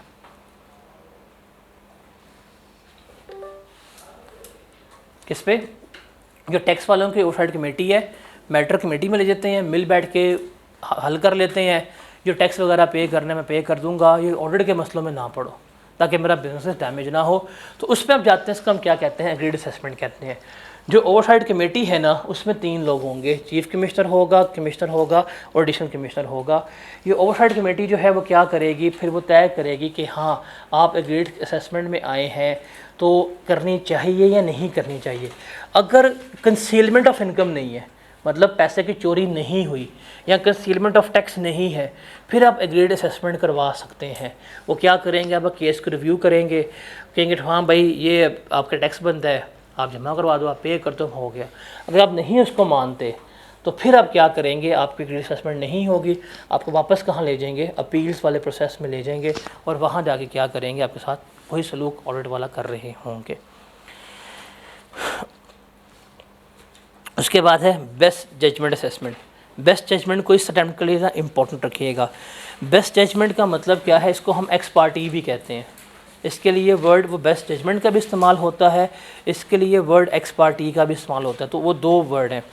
एक्स पार्टी का मतलब क्या है कि अगर कमिश्नर टैक्स पेयर जो है वो अपने रिटर्न जमा नहीं करवाता, अपनी वो वेल्थ स्टेटमेंट जमा नहीं करवाता, उसको नोटिस भी इशू किया जाता है। अगर वो नोटिस का रिस्पॉन्ड भी नहीं कर रहा, अपनी रिटर्न वगैरह जमा भी नहीं करवा रहा, तो on the basis of available information जो मौजूद होगी डिपार्टमेंट के पास, क्या करेगा कि सर ये हमने आपकी इनकम कैलकुलेट की है, ये टैक्स अकॉर्डिंगली हमें क्या कर दें, पे कर दें। तो इसको हम क्या कहते हैं, बेस्ट जजमेंट असेसमेंट जो है वो कह रहे होते हैं। तो पिछले 6 साल तक वो क्या कर सकता है, बेस्ट जजमेंट असेसमेंट आपकी करवा सकता है। अगर आपने पिछले 5 साल में कोई रिटर्न जमा नहीं करी तो वो 10 सालों की बेस्ट जजमेंट असेसमेंट पास कर सकता है। मैं 26 में खड़ा हूँ मैं, वो के लिए आपने 2022 में ये ट्रैवलिंग की थी, हाँ जी की थी, सबूत दें, यहाँ के देना पड़ेगा मुझे। अगर नहीं दूंगा उसकी बेसिस पे वो इनकम कैलकुलेट करेंगे, मुझे टैक्स ले लेंगे। तो इसको हम क्या कहते हैं, बेस्ट जजमेंट असेसमेंट जो है वो कह रहे होते हैं। उसके बाद है हमारे पास ऑडिट प्रोसीजर और ऑडिट पैनल्स को देखते हैं ज़रा। ऑडिट जो है वो टैक्स वाले करवाते हैं किसी भी टैक्स पेयर का करवा सकते हैं, वो आपसे 6 साल तक के रिकॉर्ड मंगवा सकते हैं। आपके जो फाइनेंशियल स्टेटमेंट है, इनकम एक्सपेंसेस को क्या करेंगे, एनालाइज करेंगे, आप ऑडिट कर रहे होंगे। ऑडिट फोरेंसिक भी हो सकता है और वीडियो ऑनलाइन आपका ऑडिट भी हो सकता है। ऑडिट कौन करेगा? ऑडिट के लिए और स्पेशल ऑडिट पैनल होगा, जिसमें इनकम टैक्स का चेयरमैन भी हो सकता है, चार्टर्ड अकाउंटेंट्स हो सकते हैं, कॉस्ट अकाउंटेंट्स और फॉरेन एक्सपर्ट्स वगैरह जो हैं ये इसका पार्ट बनेंगे। चेयरमैन जो है वो रिमेंबर हमेशा जो कमिश्नर इन रेवेन्यू होगा वही क्या होगा, चेयरमैन होगा, और हर ऑडिट का स्कोप जो है वो यही तय करेगा कि हमने ऑडिट कहाँ तक करना है और किस हद तक करना है। और जो हम ऑडिट कर रहे होंगे हम साइन करेंगे कि जितनी इसकी फाइंडिंग्स हैं हम मार्केट में जाके शेयर नहीं कर रहे होंगे। तो ये पैनल जो है ना SAP, ये बड़ा इंपॉर्टेंट है, ये आपने याद रखना है, बिकॉज़ वो पूरा ऑडिट नहीं पूछेगा, वो पैनल की कंपोजिशन जो है वो आपसे पूछ रहा होगा 2 से 3 नंबर की। अच्छा, आपसे रिकॉर्ड मांगे जाते हैं, ये 2022 में आया हुआ है, sectoral benchmark ratio, question number 3 है मेरे ख्याल से। आपसे वो कहते हैं रिकॉर्ड लेके, आप रिकॉर्ड नहीं देते, आप कहते हैं आग लग गई थी, बिल्ली खा गई थी, होता है पाकिस्तान में। अब वो आग लग गई थी, कोई मसला नहीं है, हम खुद से आपके रिकॉर्ड प्रोड्यूस करवा लेंगे। उन्होंने हर सेक्टर्स के ना कुछ बेंचमार्क रेशियोज़ निकाली होती हैं कि ये अगर फॉर एग्जांपल आपका सेक्टर जो है वो रेस्टोरेंट है, तो रेस्टोरेंट्स का GP इतने % होता है, सेल्स का, सेल्स इतने % होती है, एक्सपेंसेस इतने होते हैं, तो वो उस रेशियोज़ की बेसिस पे क्या करेंगे, आपकी इनकम वगैरह की असेसमेंट करेंगे और क्या करेंगे, आपको नोटिस जो है वो भेज रहे होंगे। तो ये कर सकते हैं यार, ये होता भी है। आपके बिल्ली खा गई थी, पानी पड़ गया, आग लग गई, तो वो on the basis of ratios आपका GP निकाल लेंगे, आपका NP निकाल लेंगे, आपके एक्सपेंसेस निकाल लेंगे और आपका क्या करेंगे, टैक्सेस ले लेंगे। क्या हर साल किसी का ऑडिट हो सकता है? हाँ, हो सकता है, लेकिन अगर 4 साल में किसी का दोबारा ऑडिट करना है तो उसके लिए आपको फिर अप्रूवल चाहिए होगी कमिश्नर की, उसके बाद ही क्या कर सकते हैं, आप उसका ऑडिट कर सकते हैं। इस ऑडिट में ना स्पेशल जो पैनल है, पैनल की कंपोजिशन जो है ना वो आपने याद रखनी है, वो आपके लिए बहुत ज़्यादा इम्पॉर्टेंट है। उसके बाद है अमेंडमेंट ऑफ असेसमेंट। इसकी टाइम लिमिट्स बड़ी इंपॉर्टेंट है कि एक दफ़ा कोई असेसमेंट हुई है, क्या उसको हम दोबारा अमेंड कर सकते हैं? तो असेसमेंट अमेंड हो सकती है, उस अमेंडमेंट में फर्दर अमेंडमेंट भी हो सकती है, री अमेंडमेंट भी हो सकती है। टाइम लिमिट इंपॉर्टेंट है कब? रिमेंबर, अगर आप अमेंडमेंट कर रहे हैं फर्स्ट टाइम, आपने ओरिजिनल असेसमेंट ऑर्डर इशू किया था, उसके बाद अगर आप उसमें अमेंडमेंट करना चाहते हैं तो जिस साल आपने रिटर्न जमा करवाई थी, मतलब जिस साल आपका ओरिजिनल ऑर्डर पास हुआ था, 5 सालों में क्या कर सकते हैं, आप अमेंडमेंट कर सकते हैं। और अगर आपने फर्दर अमेंडमेंट करनी है तो 5 साल और 1 year from the last amendment whichever is later, उस डेट पे क्या करेंगे, आप उसकी अमेंडमेंट और री अमेंडमेंट कर रहे होंगे। अमेंडमेंट से पहले इट इज़ नेसेसरी कि आपको शो कॉज नोटिस जो है वो इशू किया जाए और आपको opportunity of being heard provide की जाए। उसका टाइम होगा 180 डेज़ का, और उसमें आपको 90 डेज़ की एक्सटेंशन भी मिल सकती है। इन डेज़ में हम कौन से डेज़ काउंट नहीं करेंगे? अगर आपने कोर्ट में स्टे ले लिया, हम आवाम स्टे लेती है, नोटिस आया, 10% जमा कराया, स्टे ले लिया, अब बताओ ज़रा, फिर 10 साल स्टे चलता है। या अगर आप एग्रीड असेसमेंट चले गए हैं, या अगर आप ADRC में चले गए हैं, फिर इस टाइम पीरियड में हम इसको एक्सक्लूड कर देंगे, वो इसमें नहीं आएगा। अमेंडमेंट ऑफ असेसमेंट या री अमेंडमेंट कब करनी है? जब आपको लग जाए पता कि आपने रॉन्ग हेड में इनकम कैलकुलेट की है, या गलत टैक्स एग्जाम्पशन ली है, गलत रिलीफ लिया है, गलत रिफ़ंड लिया है, फिर आप क्या करते हैं, अमेंडमेंट या फर्दर अमेंडमेंट कर रहे होते हैं। और फर्दर अमेंडमेंट के लिए, री अमेंडमेंट के लिए डेफिनेट इन्फॉर्मेशन का होना बड़ा इंपॉर्टेंट है। ना what is the meaning of definite information about the sales, services, assets, expenditure, concealed income, ये सारी गिवन होगी, फिर ही आप क्या करेंगे, आप इसे कर रहे होंगे। डेफिनेट इन्फॉर्मेशन 2017 में पेपर में 2 नंबर की आई हुई है कि what do you mean by definite information. तो एग्जामिनर जो है ना वो पेपर बनाता है, फिर वो आपको खेलता है साइकी से, आपको 98 मार्क्स का पेपर आता होगा, बट आपको ये नहीं पता होगी, लेकिन ये एट दैट टाइम कहेंगे हाँ पेपर में आ गई है, पेपर फेल हो गया हमारा। तो ये 2 नंबर आप इतने बड़े बना लेते हैं कि पेपर फेल हो जाता है, बट एग्जामिनर ये करता है, इसका फेवरेट वतीरा है कि वो कोई ना कोई एक आधी चीज़ 2 नंबर की, 3 नंबर की ऐसी पूछ लेता है कि भाई हमसे याद नहीं हो पाती। फिर रिकॉर्ड्स, फिर हम किसी बात करते हैं, हम बात करते हैं रिकॉर्ड्स की। रिकॉर्ड्स कहाँ पे मेंटेन करनी है? अब जहाँ पे आपका ऑफिस होगा वहाँ पे रिकॉर्ड मेंटेन करने हैं। कितने साल के लिए? 6 ईयर्स के लिए। और जब तक आपकी प्रोसीडिंग चल रही हैं, जब तक केस ख़त्म नहीं होता, तब तक आपने फ़िज़िकल रिकॉर्ड्स जो हैं वो मेंटेन करने होंगे। रिकॉर्ड्स मेंटेन करने की जगह कहाँ पे है? जहाँ पे बिज़नेस कर रहे हैं वहाँ पे, या जहाँ से अपनी इनकम कमा रहे हैं, अदर इनकम वगैरह, जिस जगह से बैठ के वहाँ पे आपने रिकॉर्ड मेंटेन करने हैं। अब कॉमन रिकॉर्ड्स याद कर लें कौन कौन से चाहिए। सैलरी के लिए आपको सैलरी का सर्टिफिकेट, जो आपकी सैलरी स्लिप मिलती है वो चाहिए। प्रॉपर्टी के लिए आपको टेनेंसी एग्रीमेंट चाहिए। कैपिटल गेन के लिए डिस्पोजल डॉक्यूमेंट्स जो हैं वो आपको चाहिए। अदर सोर्सेज के लिए डिविडेंड वारंट, रॉयल्टी का वारंट, डेट प्रॉफिट वगैरह हो गया, लीज का एग्रीमेंट हो गया, ये आपके पास डॉक्यूमेंट होने चाहिए। और बिज़नेस के लिए cash book, bank book, cell purchase की इनवॉइसेस हो गई, लेजर्स, वाउचर्स वगैरह। अगर आप मैन्युफैक्चर हैं तो रॉ मटेरियल की जो आपके भी इनवॉइसेस होंगी, लेबर कार्ड हो गया, स्टॉक कार्ड हो गया, ये सारा कुछ जो है आपके पास मेंटेन होना चाहिए। ये रिकॉर्ड सिर्फ इतने ही याद कर लो। अगर वो पूछ लेता है तो क्या कर लेना, आप इसको लिख लेना, आपको मार्क्स जो है वो मिल जाएंगे। क्या बस 2 मिनट वेट कर लें, 5 मिनट सिर्फ। सर को कह दो जाके वाइंड अप कर लें हम, सिर्फ 5 मिनट की बात है। तो आपने ना ये टाइम लिमिट याद रखनी है जो गिवन होगी कि किस टाइम पे हम कौन कौन सी चीज़ जो है वो कर सकते हैं। अच्छा, इसके साथ ना एक छोटा सा पॉइंट होगा, आपके बुक में लिखा होगा नादरा का। नादरा भी बड़ी इंपॉर्टेंट है। नादरा के लिए आपने बस याद रखना ये चंद 4 बातें नादरा के लिए, कि नादरा का काम क्या है कि FBI को इन्फॉर्मेशन देना। पाकिस्तान में आप कोई ट्रांजैक्शन करें, वो आपसे ID कार्ड मांगते हैं। क्यों मांगते हैं? पागल है? आप प्रॉपर्टी खरीदेंगे ID कार्ड मांगेंगे, गाड़ी लेंगे ID कार्ड मांगेंगे, आप जाके आज एयर टिकट खरीदें ID कार्ड हर कॉपी दे दें। क्यों? बिकॉज वो हर चीज़ नादरा को जमा करवा रहे हैं। नादरा के पास आपकी हर चीज़ का सबूत है, आपके पास एसेट्स कितने हैं, इनकम कितनी है, प्रॉपर्टीज़ कितनी है, आप एक्सपेंसेस जो हैं कितने मेंटेन कर रहे हैं। नादरा के पास हर चीज़ के। FBI को नहीं पता, आप बेशक कैश में ट्रांजैक्शन कर रहे हैं, बट नादरा नोज। क्यों? बिकॉज आपने कैश में ट्रांजैक्शन की, आपसे सारी इनकम कैश के ऊपर कमाई है। कैश के ऊपर सारी इनकम कमाने के बाद आपने टिकट ले ली, एयर टिकट के लिए ID कार्ड देना पड़ेगा। नादरा के पास पहुंच गई सारी इन्फॉर्मेशन। तो नादरा के पास ना सारी इन्फॉर्मेशन है, हर बंदे की, कौन क्या कर रहा है, क्या नहीं कर रहा, कितनी इनकम है, कितने एसेट्स हैं, कितने प्रॉपर्टीज़ हैं, कितने एक्सपेंसेस हैं, कहाँ ट्रैवलिंग की है। बिकॉज हर जगह तो ID कार्ड इस्तेमाल होता है। फिर अब नादरा जो है ना, उसने AI मॉडल्स को इंटीग्रेट करना शुरू कर दिया है, जो इसकी बेसिस के ऊपर पाकिस्तानियों की इनकम की असेसमेंट करेंगे और टैक्स की असेसमेंट करेंगे। वो इनकम असेसमेंट करके, टैक्स असेसमेंट करके क्या करेंगे, इन्फॉर्मेशन शेयर कर देंगे FBI के साथ, और उस बंदे को नोटिस भेजेंगे कि हमारे मुताबिक आपकी इनकम इतनी बन रही है, काइंडली हमें क्या किया जाए, टैक्स जो है पे किया जाए। फिर वो शेयर करेंगे इन्फॉर्मेशन विद FBI, और FBI क्या करेगा, आपकी सारा डाटा प्रोसीड कर रहा होगा। अभी ये शुरू हो गया हुआ है, तो अगले साल 1-2 सालों में ये फिर प्रॉपरली इम्प्लीमेंट हो जाएगा। तो देन अवाम विल रियलाइज़ कि वो चिप वाला ID कार्ड का मकसद क्या था, बिकॉज डाटा स्टोरेज जो है वो यहाँ पर यूटिलाइज़ होगी। फिर गवर्नमेंट आपको ऑटोमेटिकली क्या करेगी, पकड़ लेगी, और आपसे वो क्या करेगी, टैक्सेस जो है वो लेके जाएगी with the help of NADRA. और नादरा की इंटीग्रेशन कहते हैं कि इस पूरे रीजन की सबसे बेस्ट इंटीग्रेशन है।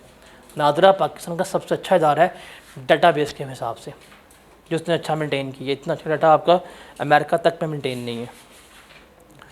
उसके बाद है अपील।